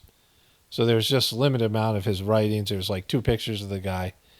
And a lot of his writings were sophisticated yogic, essays that were, I mean, the ones that I've read, I can get about 20% of them. I understand like some of it. And to read it, you have to go look up Sanskrit words and shit like that.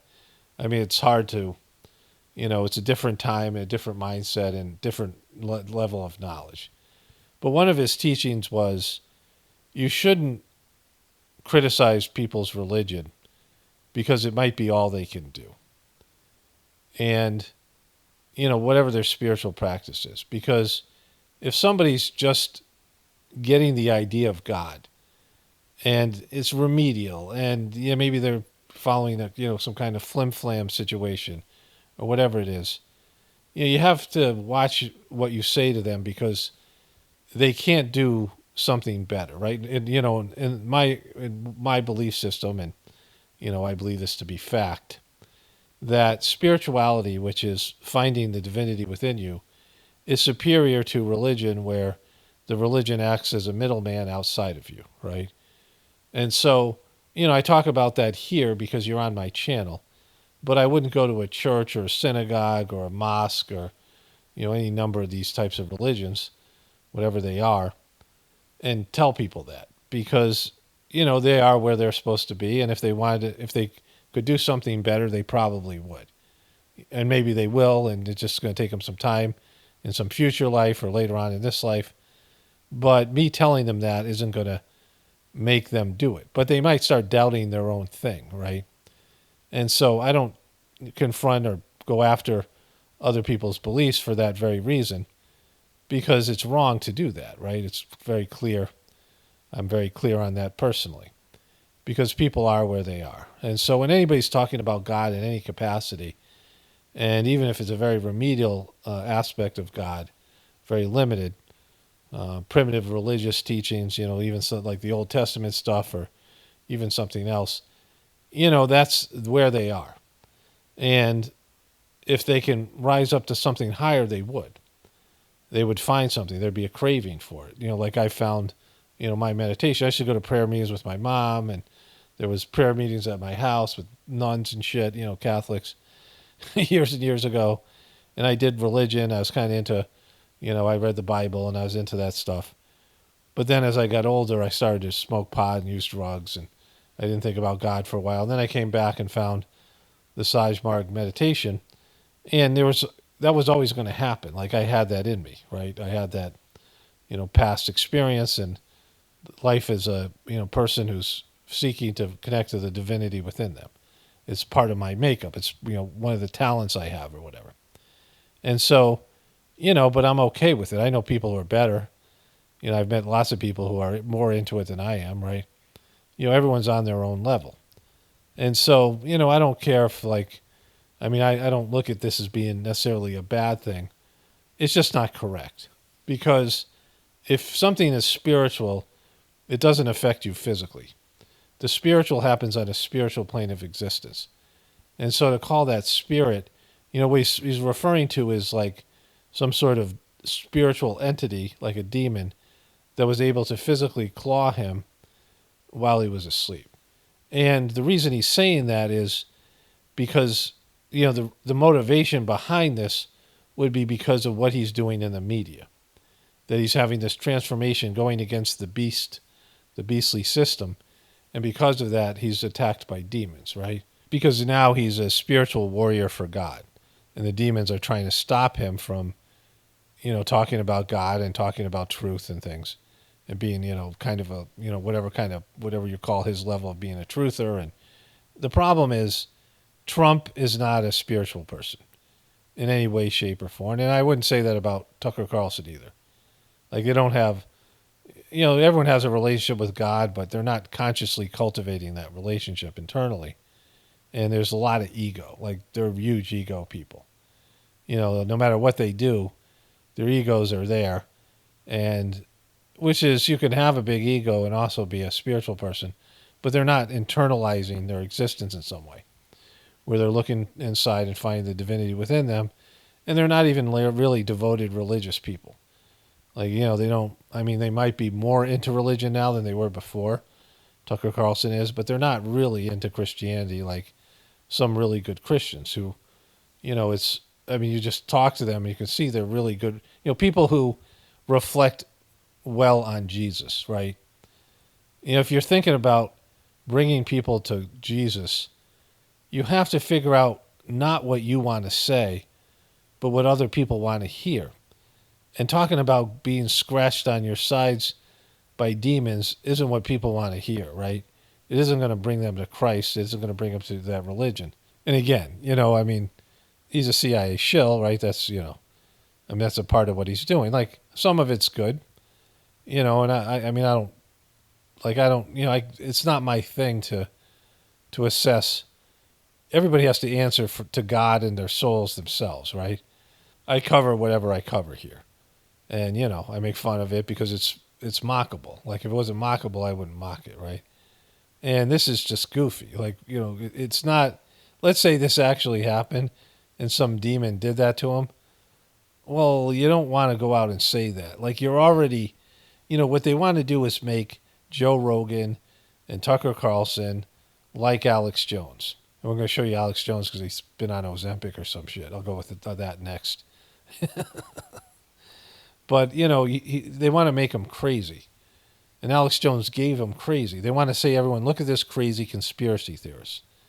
And so you don't want to say crazy shit like that. Who does this benefit, right? You can't prove it. And, you're backing Trump's bullshit.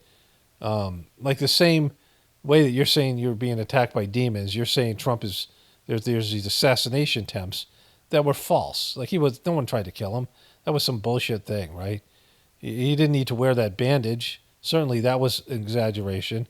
And then all the WWE thing and Hulk Hogan and all these gross motherfuckers he rolled out there in his convention. The weird-ass people Trump associated with, Jeffrey Epstein, and, sleeping with porn stars. These guys aren't spiritual. They're not saints, right? They're not spiritual people. They're not on the good guy. They're not the good guys, right? Trump isn't the good guys. Going bankrupt, mistreating people. These aren't the good guys. You might want to think you're the good guys, just like the Democrats want to think you're the good guys. But you guys are all the same. You guys are all on the same level. You just have different beliefs and different practices. They both believe in censorship when it suits them, right? They both believe in all these negative things when it suits them. And so, there's some positive movement with Tucker Carlson and these people. Like, they're, heading in the right direction, which I encourage, right? But, like, this is just fucking goofy. All right, let's go to Alex Jones here. So Twitter recommended this to me on election night. This is Alex P. Jones, right? Trump just came out and posted on Truth Social. There's a lot of reports of fraud in Philadelphia. So what's happening? Like, where's Alex Jones and what do you do with his fat? Like, are you on a Ozempic? Is he taking a Ozempic? Has he had health issues or something? Does he still have a show or network? Do they take it from him? So many unanswered questions. In the key battleground state of Pennsylvania, and that law enforcement is on the way. They've already caught the Democrats cheating all over the state. Just because Donald J. Trump says it, and there was officials that said that wasn't true. And so they're saying that they tried to cheat him, but they didn't, right? And, Donald Trump and Alex Jones are also suspect that they wreck it when they say these things for actual cheating that's going on, right? They've turned into a joke. It has 394 retruths. State. We're live on air right now with our live feed at Real. Let's get to see him. Happening all over the place. They are desperate.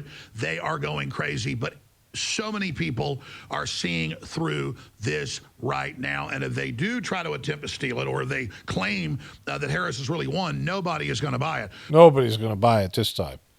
All right. So Alex shows it on Ozempic or something. Huge weight loss. Apparently he's got his own thing on Twitter. So I don't know if he's getting paid by Elon Musk in some way, where the people who he lost the lawsuit, allegedly, that whole bullshit thing. Because they've taken his regular show, InfoWars. I think that must be what happened. Anyways, something happened to his, his physical. Either he's lost weight, he's got one of those stomach surgeries or whatever, gastrointestinal bypass or whatever. But he's, he doesn't look the same. Okay, I found this. To all the people claiming I've lost weight because of taking Ozempic, I say this: you are welcome to believe whatever you want. The reality is I'm working out 7 days a week, eating better, and taking a lot of high-quality supplements available at Alex P. Jones' store. I was once in great shape, and I've been working to get back. Remember that documentary? Look at him. Look at the prime Alex Jones. And look at him. He's doing it. The thing about it is he was lifting weights and drinking alcohol with this guy. He did a documentary, and this guy was I don't want to call him a liberal, but he certainly wasn't a truther. And he was doing a documentary about conspiracy theorists. Kind of funny. It's a light look at the, it's mostly about QBs and people like that. And he went and traveled with Alex Jones, and they were like bench pressing and like drinking vodka or something. And so, I don't know what the thing is with him, but InfoWars is still around.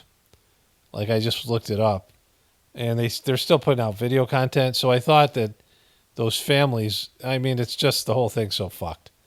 But let's get to the Kamala Harris thing here. Okay, so one more thing here. This is Elon Musk on Joe Rogan's show.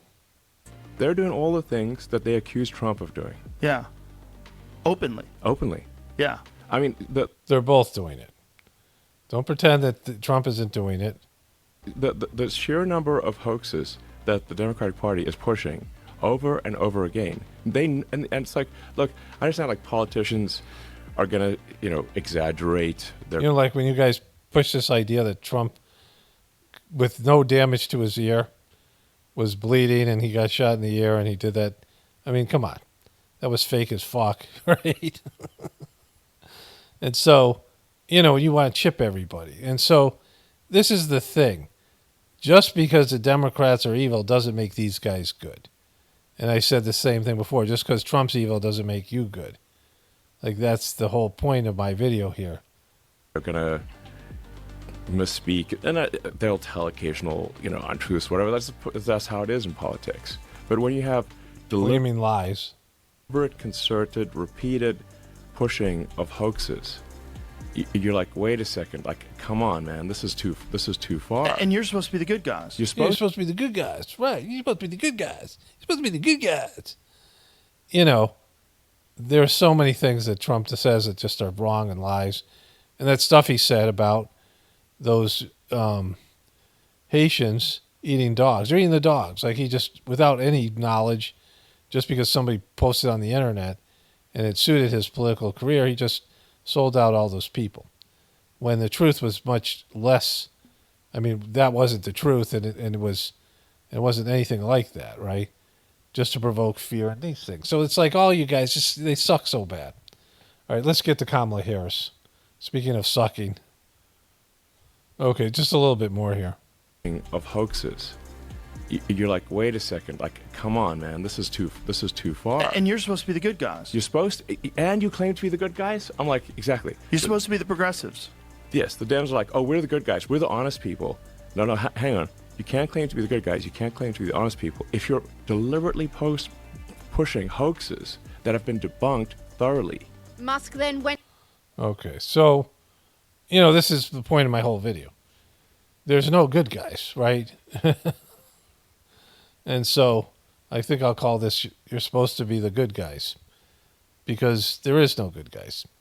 Not in this frame of existence, and not really in terms of the world right now. It's just people just getting by. Good people who are struggling with a bad system, and the people who run it and get positions of power, maybe they went into it with good intentions, but now it's just a big freaking ball of shit, right? Okay, so this is Kamala's concession speech. Coming out. She's got the wave. Good afternoon. Good afternoon. Woo! Touch your heart. I love you. Good. Doing the laugh, modified. Point, hey, you over there, you.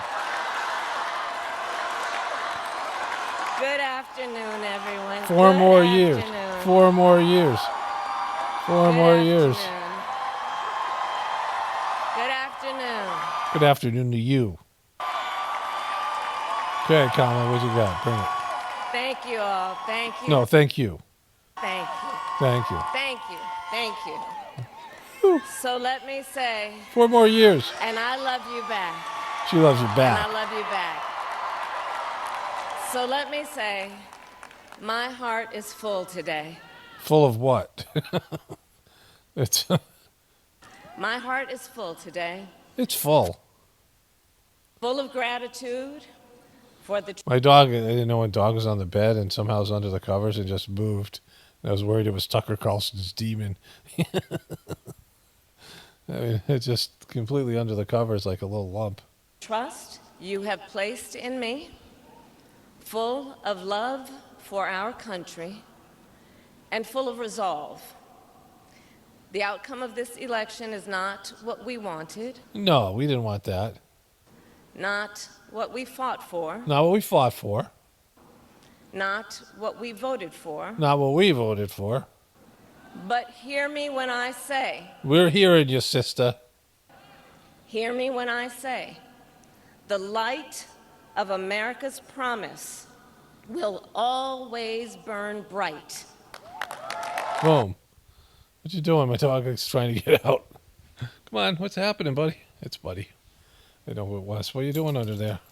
So now you got buried. As long as we never give up, and as long as we keep fighting. Okay. Remember when you said when we fight, we win? So, did you not fight? Because you didn't win. And so you said that was your whole your big tagline from your convention is when we fight, we win. And so either you didn't fight or you were lying because you lost. So it's one of those two things. Either you just say, do you not fight, or did you not tell the truth?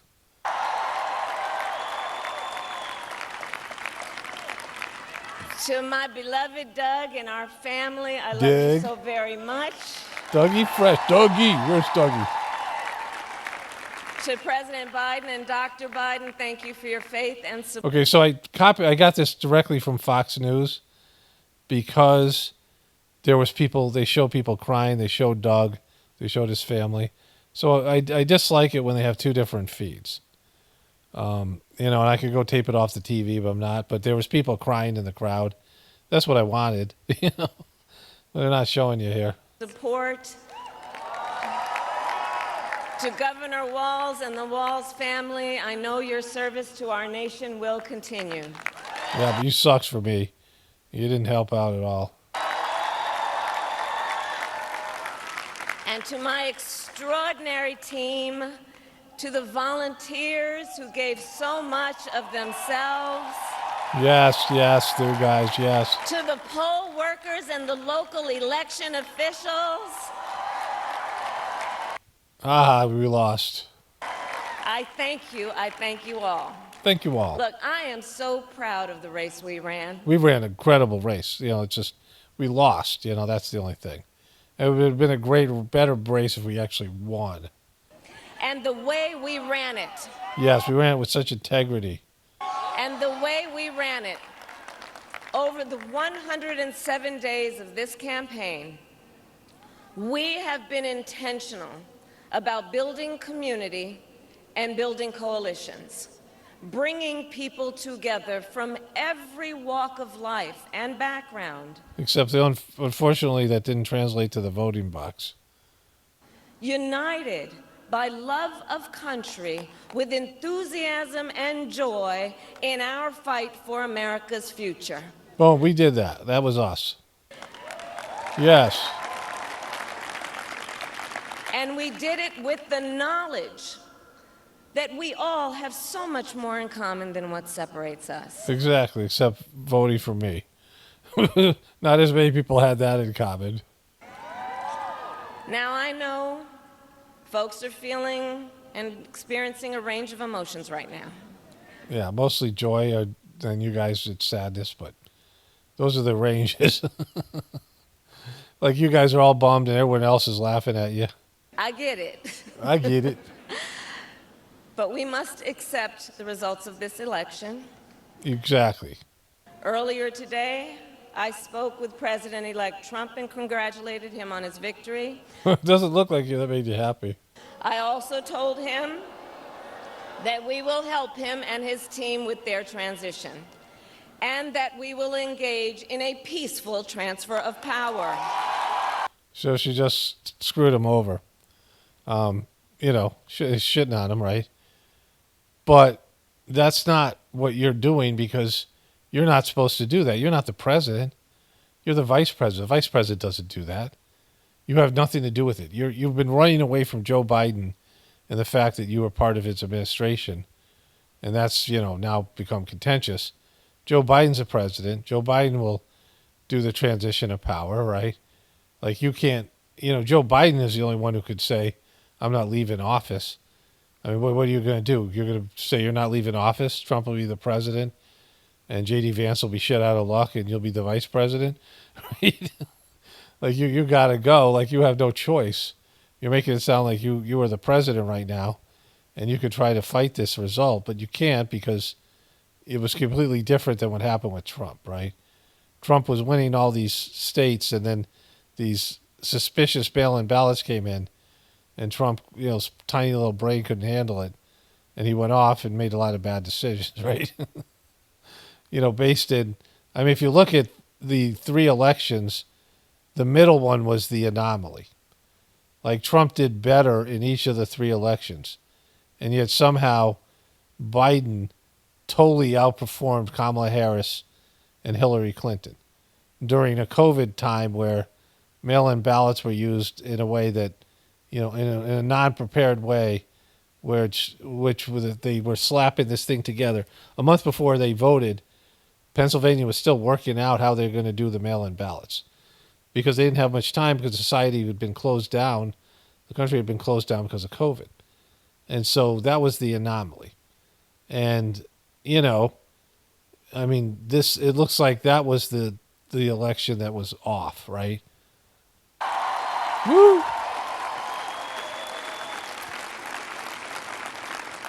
A fundamental principle of American democracy is that when we lose an election, we accept the results. She's really going to hammer this part home, right? Like she's trying to say, I'm losing better than you did, that you lost. The difference is Trump is 2 and 3. Trump is 2 out of 3, and you're 0 for 1. Like that principle, as much as any other, distinguishes democracy from monarchy or tyranny. And anyone who seeks the public trust must honor it. Again, so you're just talking about how great you are, right? And there's, you know, gets more into it here. At the same time, in our nation, we owe loyalty not to a president or a party, but to the Constitution of the United States. Oh, like she's lecturing. I mean, what do you want, Trump to withdraw, go back and redo it? I mean, you're not campaigning, you've lost. You got your ass kicked. Why'd you address that, right? Because you said if this guy is president, it's like the end of America. You both said that. And you said he's going to be a dictator. Like you were talking to him, you were talking about him being a fascist and someone who's going to take over the country. And so are you saying that? Because you just said that you're going to do a peaceful transition of power to a fascist.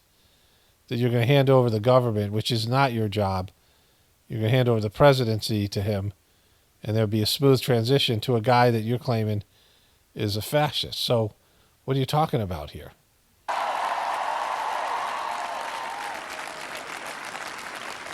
And loyalty to our conscience and to our God. My allegiance... Who is your God? Can you show a picture of God? Does your God look like Baphomet?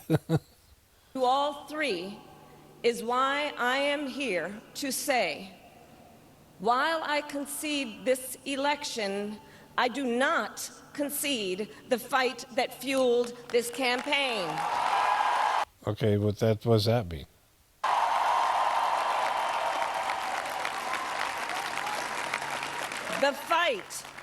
The fight for freedom, for opportunity, for fairness, and the dignity of all people.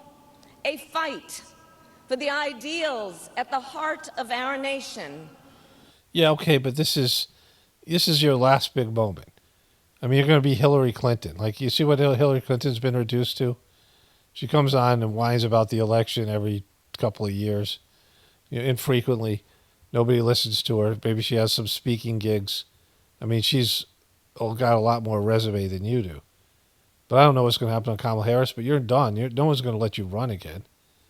No one's going to hand you the keys to the Democratic Party again. Like, everything is a demotion, right?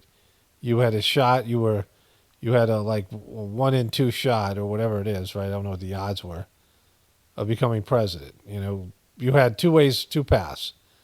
Joe Biden quits being president and you take his job, which that ain't going to happen. Like, that ship has sailed. And you win an election, and that ain't going to happen either. You're not going to be president. You're not going to be vice president.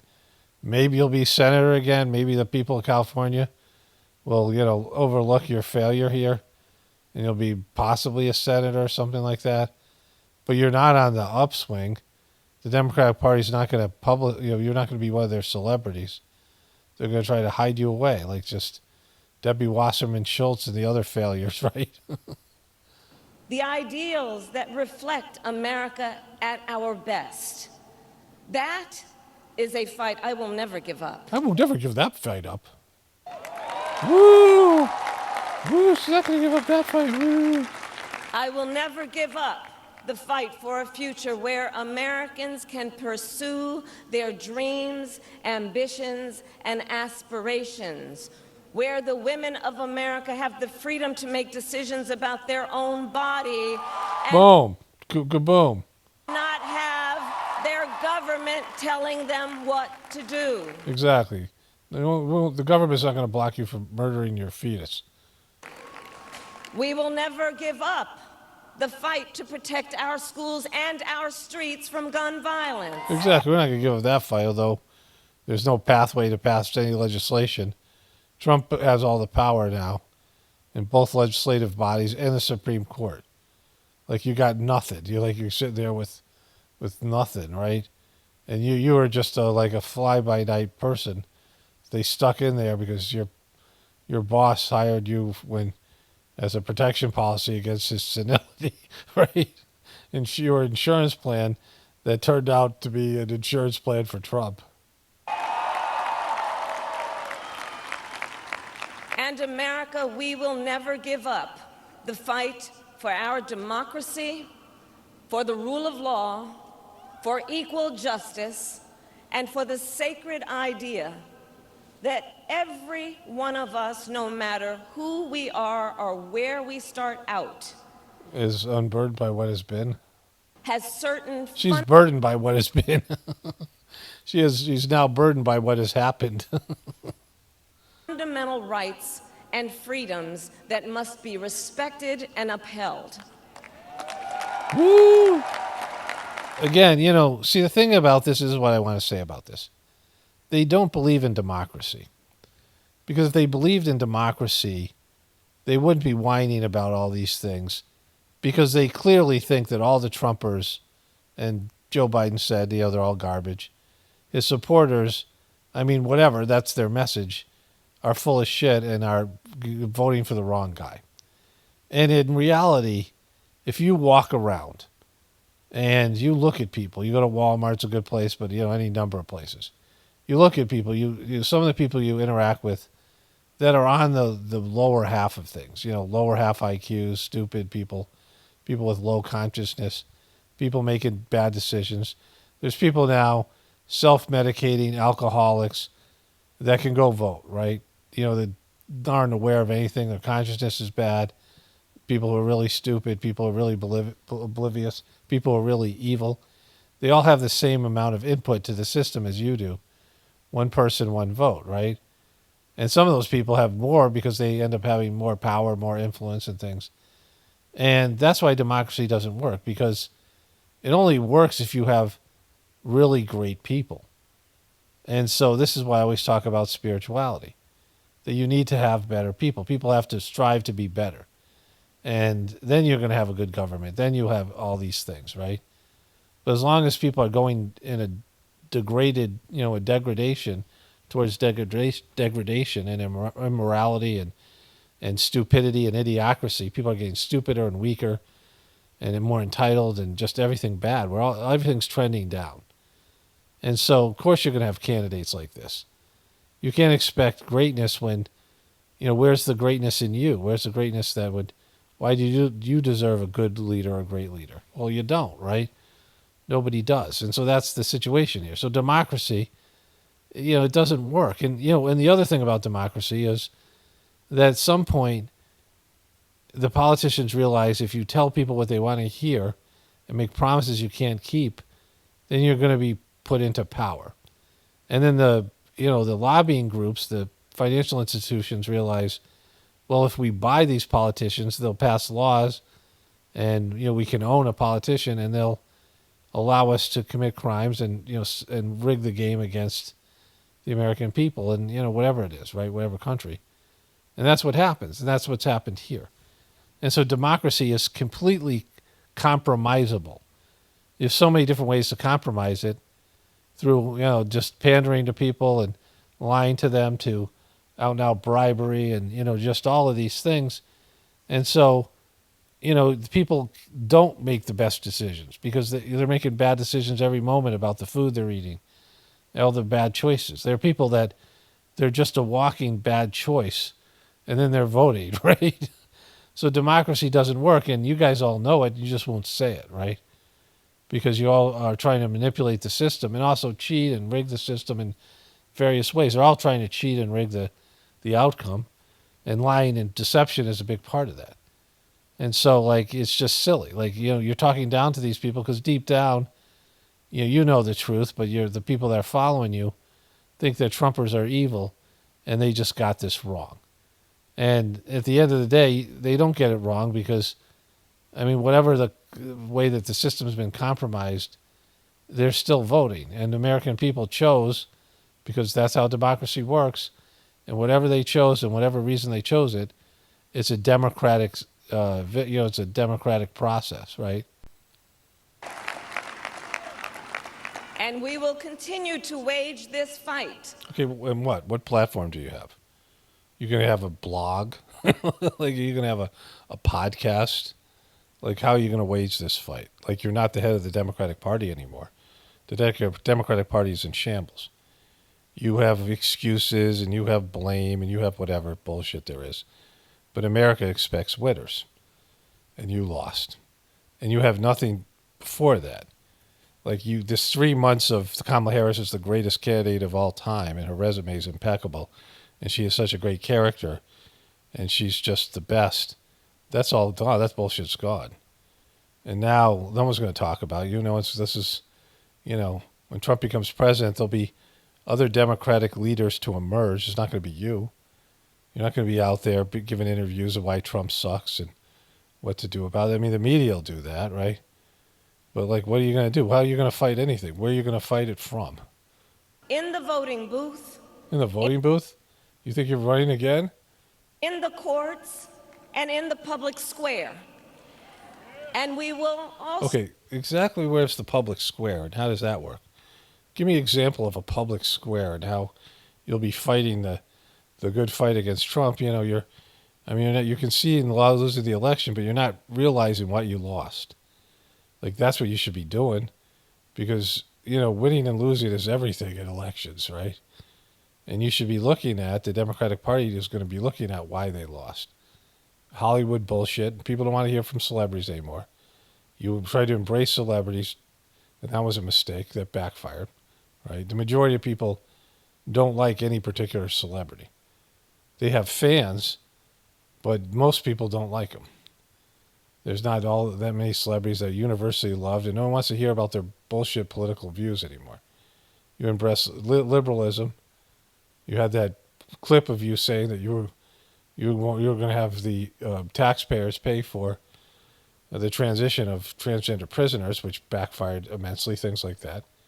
Your liberal views and all the other things you had, right? policies, immigration, and things like this. This is what cost you, right? They wanted abortions, but they didn't want the rest of your bullshit, right? Also wage it in quieter ways, in how we live our lives, How are you going to live your life to confront Donald Trump? by treating one another with kindness. So that we're going to wage war by treating each other with kindness. We're going to fight the good fight by treating. Yeah, how are you fighting the good fight? Well, we're treating each other with kindness. Like when I called Donald Trump up and I said, "Hey, Donald, I lost and congratulations. By the way, I'm not going to pull the bullshit you did when you lost, and I'm going to make sure you have a good transition of power, even though I'm the vice president, have nothing to do with it. So take that, Donald." And respect. By looking in the face of a stranger and seeing a neighbor. Or a pedophile, whatever the case might be. By always using our strength to lift people up. Lift them up. Let's lift. I'm an uplifter. I get down on my knees and I lift people up. To fight for the dignity that all people deserve. Yes, we do that. Yeah, that's what we'll do. You guys all do that, because now that I'm the loser, you're going to take my words and you go treat everybody who's like stranger. Go give a stranger a hug. The fight for our freedom will take hard work. It'll take hard work for our freedom.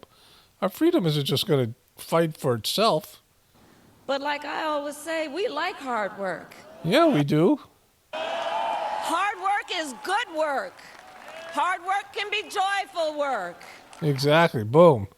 You're still pitching that shit. You lost, bitch. Like you could leave that stuff in your rearview mirror. You don't have to say this stuff. And the fight for our country is always worth it. It is always worth it. So what does this mean? What are you fighting? You're going to fight against all of Trump's policies, even though he has the majority in the Senate and the House? What are you going to do? Like, how are you going to do this? Like, in what way is this going to manifest itself? It's like Trump getting rid of all these illegal immigrants by doing this massive blockade, taking these people and airdropping them into their countries, right?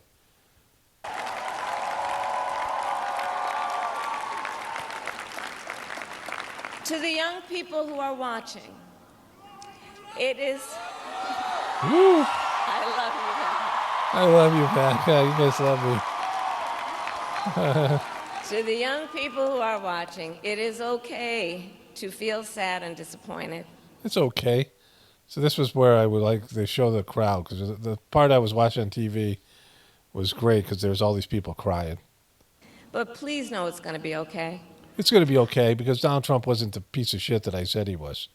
On the campaign, I would often say, when we fight, we win. And what? Exactly. I'm glad you're addressing that. But here's the thing.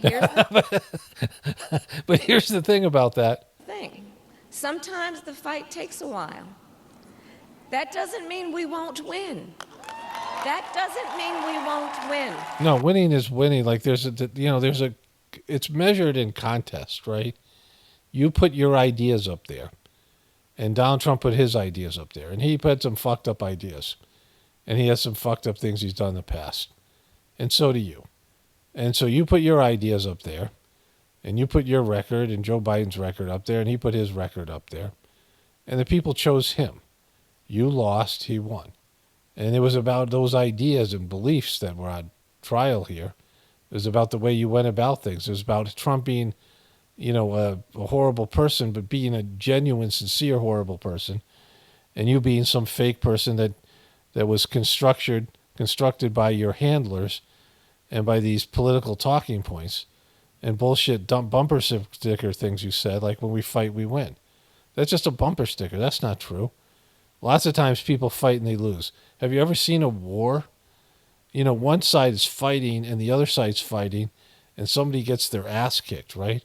You think two MMA guys who are fighting each other, like one of them isn't fighting? No, they're both fighting. They're both boxing. There's lots of times people are fighting and they lose. In nature, there are animals that fight each other, right?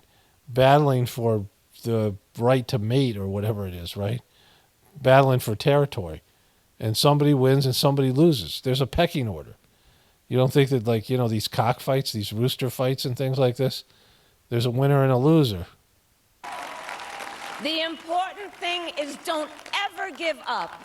Don't ever give up. Don't ever stop trying to make the world a better place. And that's exactly what you guys were doing. When I was looking at you Democrats and liberals, I'm like, there you go. That's what you're good at right there. We got her with the fish boy look. That's what you're good at. Kamala Neepads Harris. Was that what you're doing when you were dated a guy twice your age? You were trying to make the world a better place, America a better place? You have power. You have power. Yeah, you can vote. And don't you ever listen when anyone tells you something is impossible because it has never been done before. Yeah, there are lots of things that are impossible.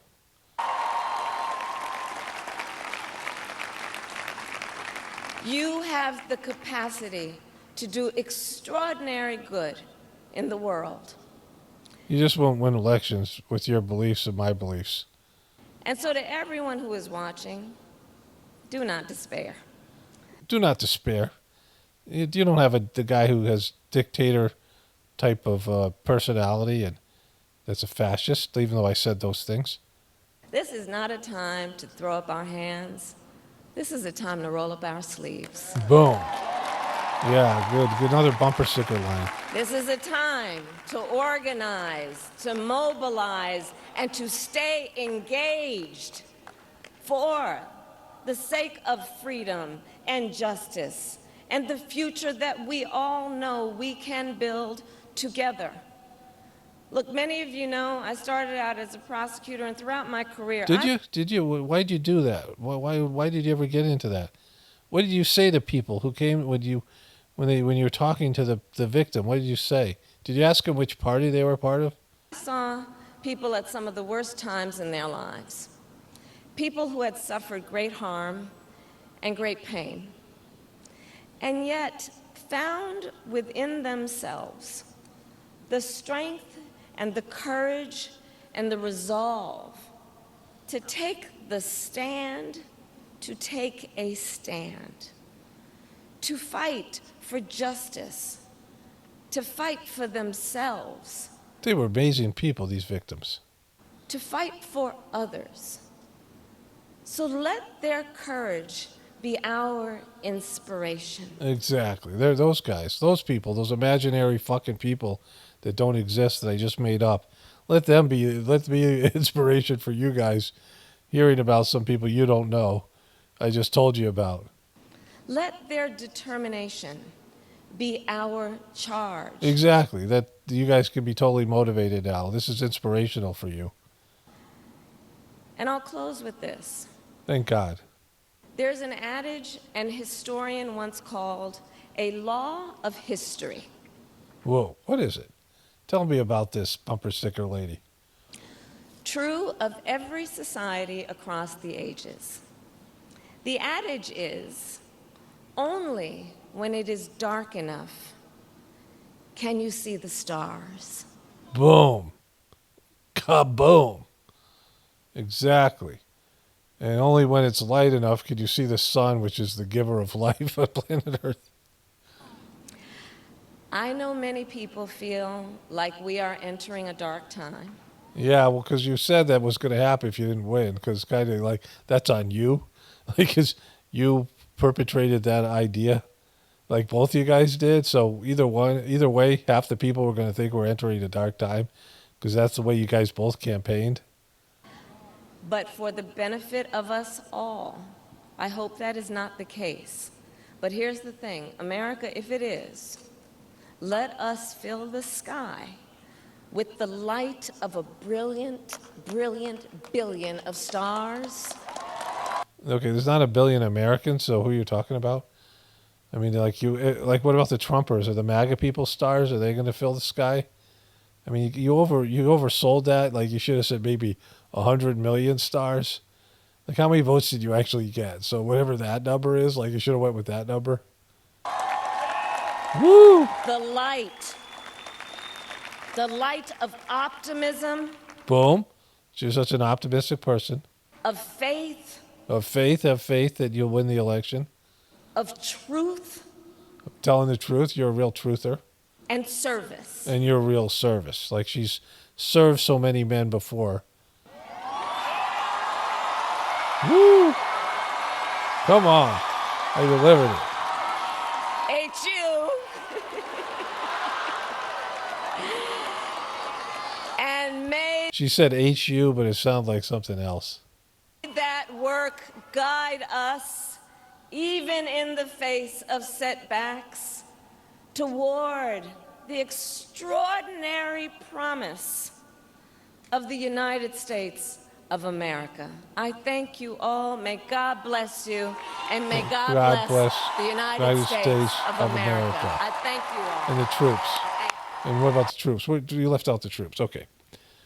So that was pretty pathetic. But, you know, where was you going to go with this? There was nowhere to go. Okay. So I already covered this a little bit. First, I want to say this. So I was doing my exercise. I usually, I got these dumbbells now. I do my exercises right before I get into the cold bath to get my blood flowing, so I'm not, you know. Anyways, I take a cold bath midway through the day. And I turned on the news, and I was on something. I ended up on Fox because I've been watching that because they're covering a lot of the crying from the Democrats. And they were covering how Joe Biden said in his press conference, he doubled down on Kamala Harris has this backbone like a ramrod and all that stuff he says.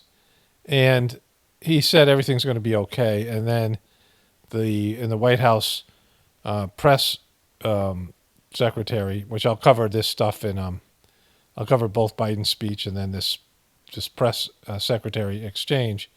Somebody asked her, you guys been saying that if Trump got elected, it'd be the end of the world. Now, Biden has said that everything's going to be okay. And, that press secretary weaseled out of the whole thing because, she has no real choice. But, it's already happening. And there's more blame and more, just all the things that don't mean anything, but people are just saying them because they need to be put out there. They can't just let anything go and just accept that they lost. There has to be some sense that they, that it wasn't their fault, right? Notice in the corner also of my videos that there was a Megyn Kelly video where she called it a life-saving election. Now, Megyn Kelly, she did the debate with Trump, and Trump said there's blood coming out of her eyes, there's blood coming out of her whatever, right? When she asked him what he considers a nasty question. When women do something against him, they're nasty, right? And she had then went to MSNBC after Fox, and you guys remember that was a debacle. But she did a hit piece with Alex Jones. She made Alex Jones look really bad, and then all the stuff happened with Alex Jones and the lawsuits and the rest of that stuff, right? And now she's gone full Trump. Like all these people who, Tucker Carlson said he hated Trump at one point. All these people are now fully engaged with Trump, even J.D. Vance, right? So, this is the movement that's happened where people who once hated Trump are now bandwagoners and have moved towards the Trumpian Republican Party, the post-Trump Republican Party, which is the next phase, right? Because that's, it's always going to be a thing because there's so much enthusiasm behind it, and it's going to be hard to walk away from that. Okay, so here it is. Let's get into it here. Thank you very much. Thank you very much. Wow. USA. USA. USA. Well, I want to thank you all very much. This is great. These are our friends. We have thousands of friends on this. So he's very subdued, right? Low energy. Very, like the things he said about Sleepy Joe and low energy Jeb. He has that. Now, all these people on the stage are smiling and they're beaming. Some of them, like Ivanka, had bailed on him and weren't a part of the campaign. Jared and Ivanka, they're all there and they're happy. And the people in the audience are happy. People at Fox News seem to be happy, even though they kind of fucked him in 2020, right? But, you know, he's very subdued, very low energy. Incredible movement.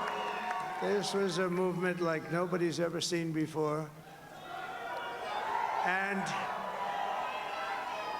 frankly, this was, I believe, the greatest political movement of all time. There's never been anything like this. There's just never been anything like it, just in the history of the world.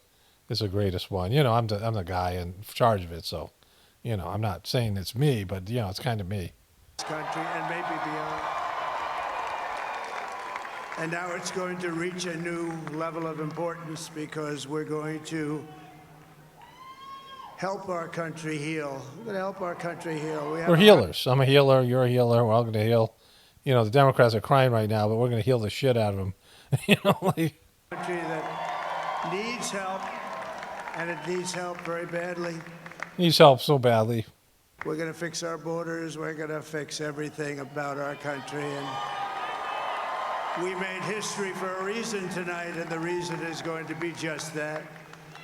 We overcame obstacles that nobody... You know, for most people, fixing the borders is just not hearing about it in the news, right? Like, a lot of the border talk has come from Trump and the Republican Party. Like, the Democrats aren't going to talk about the border being, like, bad. You know, maybe in some way to shit on Trump, sure, they might do that, but in general, it's not something they care about. In fact, they like the porous borders. And so if Trump doesn't fix the border, but the media stops covering it, you'll think he's done something, right? And, you know, maybe he did or maybe he didn't. You don't know because you're not there, right? It's just what's reported. We thought possible, and it is now clear that we've achieved the most incredible political thing. Look what happened. Is this crazy? See Ivanka smiling, Jared. JD. But it's a political victory that our country has never seen before, nothing like this. I want to thank the American people for the extraordinary honor of being elected. Okay, I showed you this beginning part, and then he thanks people. It brings out JD Vance. Let's go forward here. Vote. I hope that you're going to be looking back someday and say that was one of the truly important moments of my life when I voted for this group of people beyond the president, this group of great people. You know, so no energy. Like, where's the energy? Lady. First lady. He does that patented Trump look.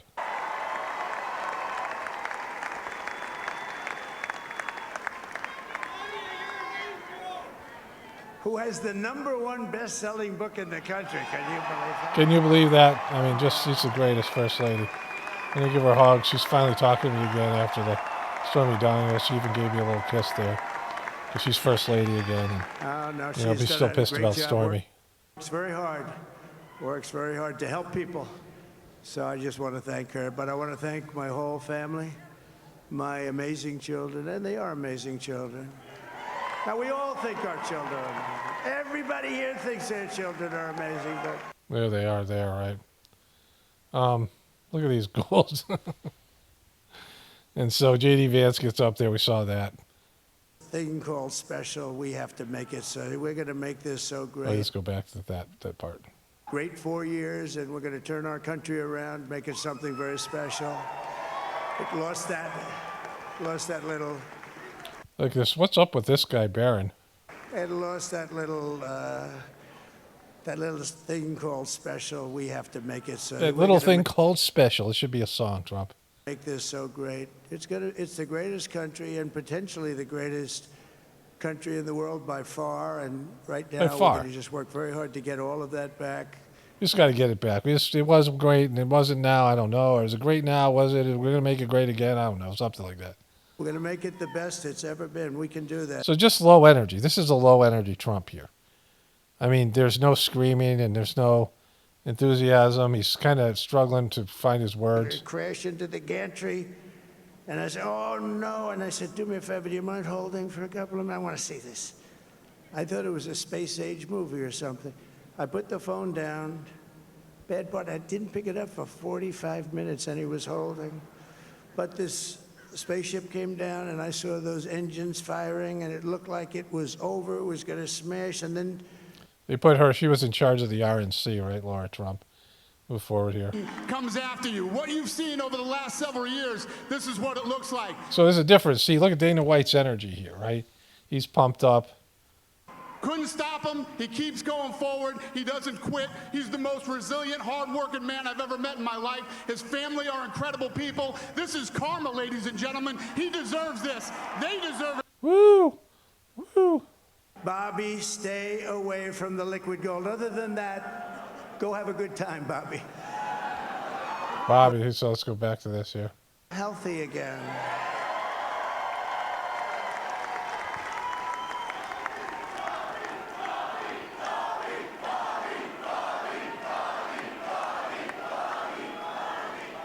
And now he's a great guy, and he really means it. He wants to do some things, and we're going to let him go to it.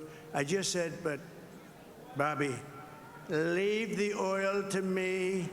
We have more liquid gold, oil and gas. We have more liquid gold than any country in the world, more than Saudi Arabia. Drill, baby, drill. We have more than Russia. Bobby, stay away from the liquid gold. Other than that, go have a good time, Bobby. Okay, he's write Bobby a blank check here. Bobby. We're going to be paying down debt. We're going to be reducing taxes. We can do things. You can't do both those things, right? You need revenue, which is taxes, to pay down the debt. And you got a lot of spending plans and whatever. This is Trump. 901 something, a lot of rallies. And it was sad. Everybody was sad. Many people, I said, this is our last rally. But now we're going on to something that's far more important, because the rallies were used for us to be put in this position. Maybe you should just do rallies. Like, just don't govern and just go do rallies around the country. Years behind us. It's time to unite. And we're going to try. We have to try. And we have to it's try. going to happen. Success will bring us together. I've seen that. I've seen it happen before. I saw that in the first term when we became more and more successful. People started coming together. Success is going to bring us together. You know, just very subdued. That's not what the rest of us saw. But, you know, he's just very subdued here. I mean, you know, it's... Success is going to bring us together, and we are going to start by all putting America first. We have to put our country first for at least a period of time. We have to fix it. We have to fix it. Trump will fix it. Together we can truly make America great again for all Americans. Right here it says it. Trump will fix it. So I want to just tell you what a great honor this is. I want to thank you. I will not let you down. America's future will be bigger, better, bolder, richer, safer, and stronger than it has ever been before. God bless you, and God bless America. Thank you very much. Just low energy here. Two things I want to show you. First, well, let's do this here. But, you know, just low energy, you know, just subdued. I mean, he just won the presidency, and he's been fighting for this for the last 4 years, whatever you want to call this, right? And he's been out on the campaign trail, and it's just like, can I take a nap? I'm just like totally not into it. Low energy. Like, this is one of the lowest energy speeches I've seen from him. He's just won. But most of you guys know who Jimmy Savile is. He was a radio DJ, like Dick Clark, but even more demonic. And he had this show called Jim'll Fix It, right? And this is the beginning of it.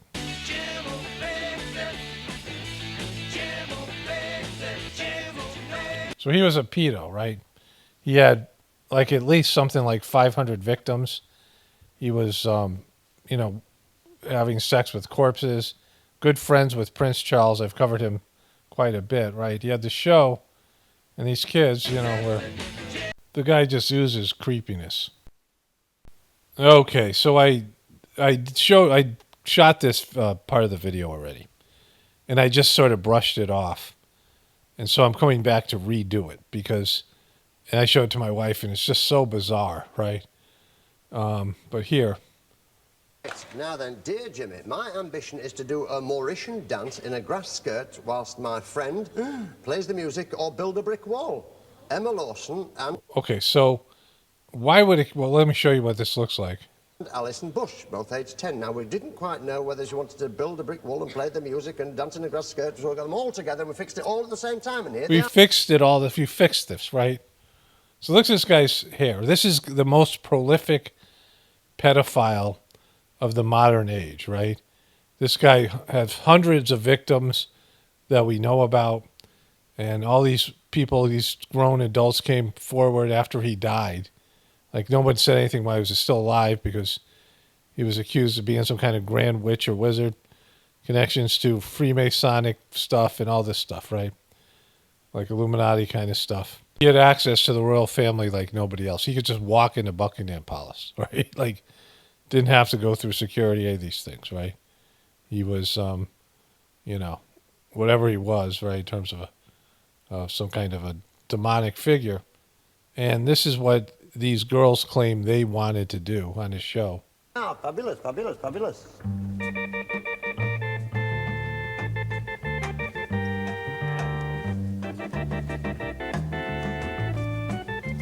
Okay, so this girl's dressed in this, whatever, Mauritian, you know, what he called it.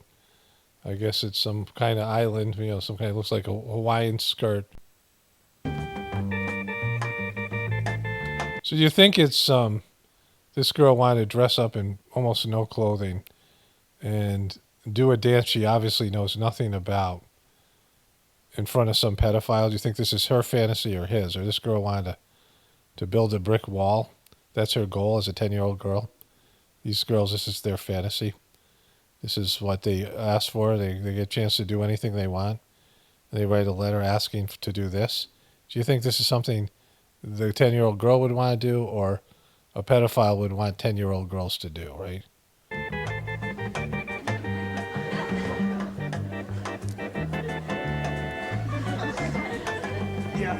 I mean, I don't think this is an authentic dance. Do you think she's had any lessons?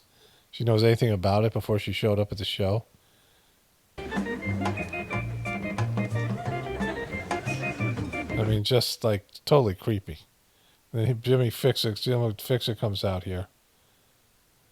That was brilliant. That was brilliant. It wasn't very long, but it was very, very brilliant. So It was very brilliant. Just, you know, she's an excellent dancer. We're going to do this like this here, and you have got a Jim will Fix It badge because your dancing, I think, was excellent. Excellent. Yeah, it's just official Mauritian dancing. It's authentic.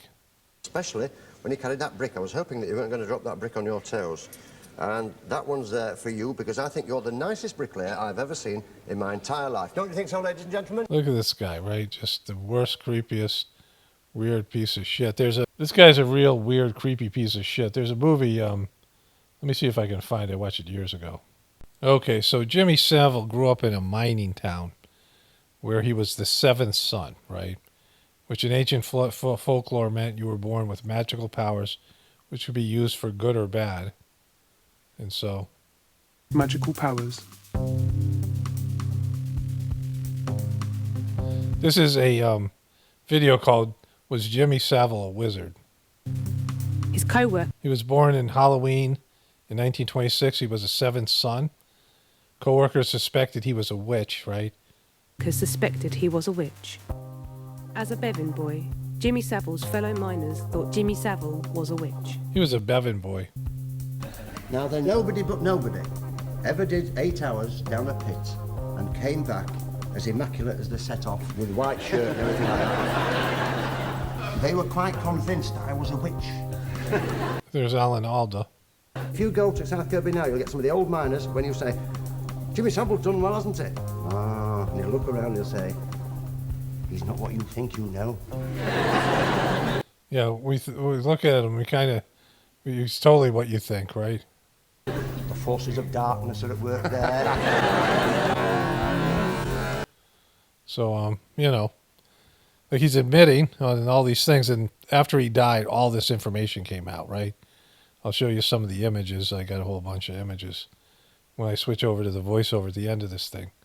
He played the part of court jester, but privately, he held an almost Jedi-like position of influence over the highest and lowest life forms of British society. What was it that made Savile so popular? Was it his award-winning personality? some of these other things. There's this word that he used here. See if I can find that part. Here it is. Westminster. I've taken many guests in over the years, but he's the only one who was simply waved through security. You could just go through the British royal family. So here's the thing. He was born on Halloween. 7 sons, co-workers expected he was a witch. He had influence over all walks of life. He used magical signs and language. Signs and language. Let's analyse the phrase jingle jangle. Is also an autological phrase. It describes itself. It is both a jingle and a jangle. In the occult world, language is an extremely powerful tool. Since ancient times, magic words have been used by magicians to cast spells and invoke spirits. Some are well known to us now, but others have remained obscured through the ages by the secret groups who still use them to this day. This is why we spell words. It's a spell, right? This documentary is like 46 minutes long. It's well done. It happened after the revelations about, well, here. Vandalized after the recent deplorable revelations about his life. This was Jimmy Savile's home. Notice they call him the Beast. Aleister Crowley was a notorious English occultist wizard and founder of Thelemic philosophy, which was summarized by the rule, "Do what thou wilt shall be the whole of the law." He was demonic MNFer. Also known as the Great Beast 666. The popular press of the day dubbed him the wickedest man in the world. He was big into symbology and these types of hand signals and things. He wrote a book saying with what each hand signal represented, right? Sound familiar? He's doing the same signal here. Look at this guy, man. And so he had all these symbols here. So, it's well worth watching, but you get the idea here. Okay, so there it is. Trump will fix it. I mean, it's the exact same phrase. And it's what they rolled out like the last day of the campaign. Kamala broke it and Trump will fix it. Now, several of my viewers pointed out the correlation between Jim will fix it and I had the same thoughts, right? And, it's I don't think it's a coincidence, right? Everything that implies, but it's really creepy.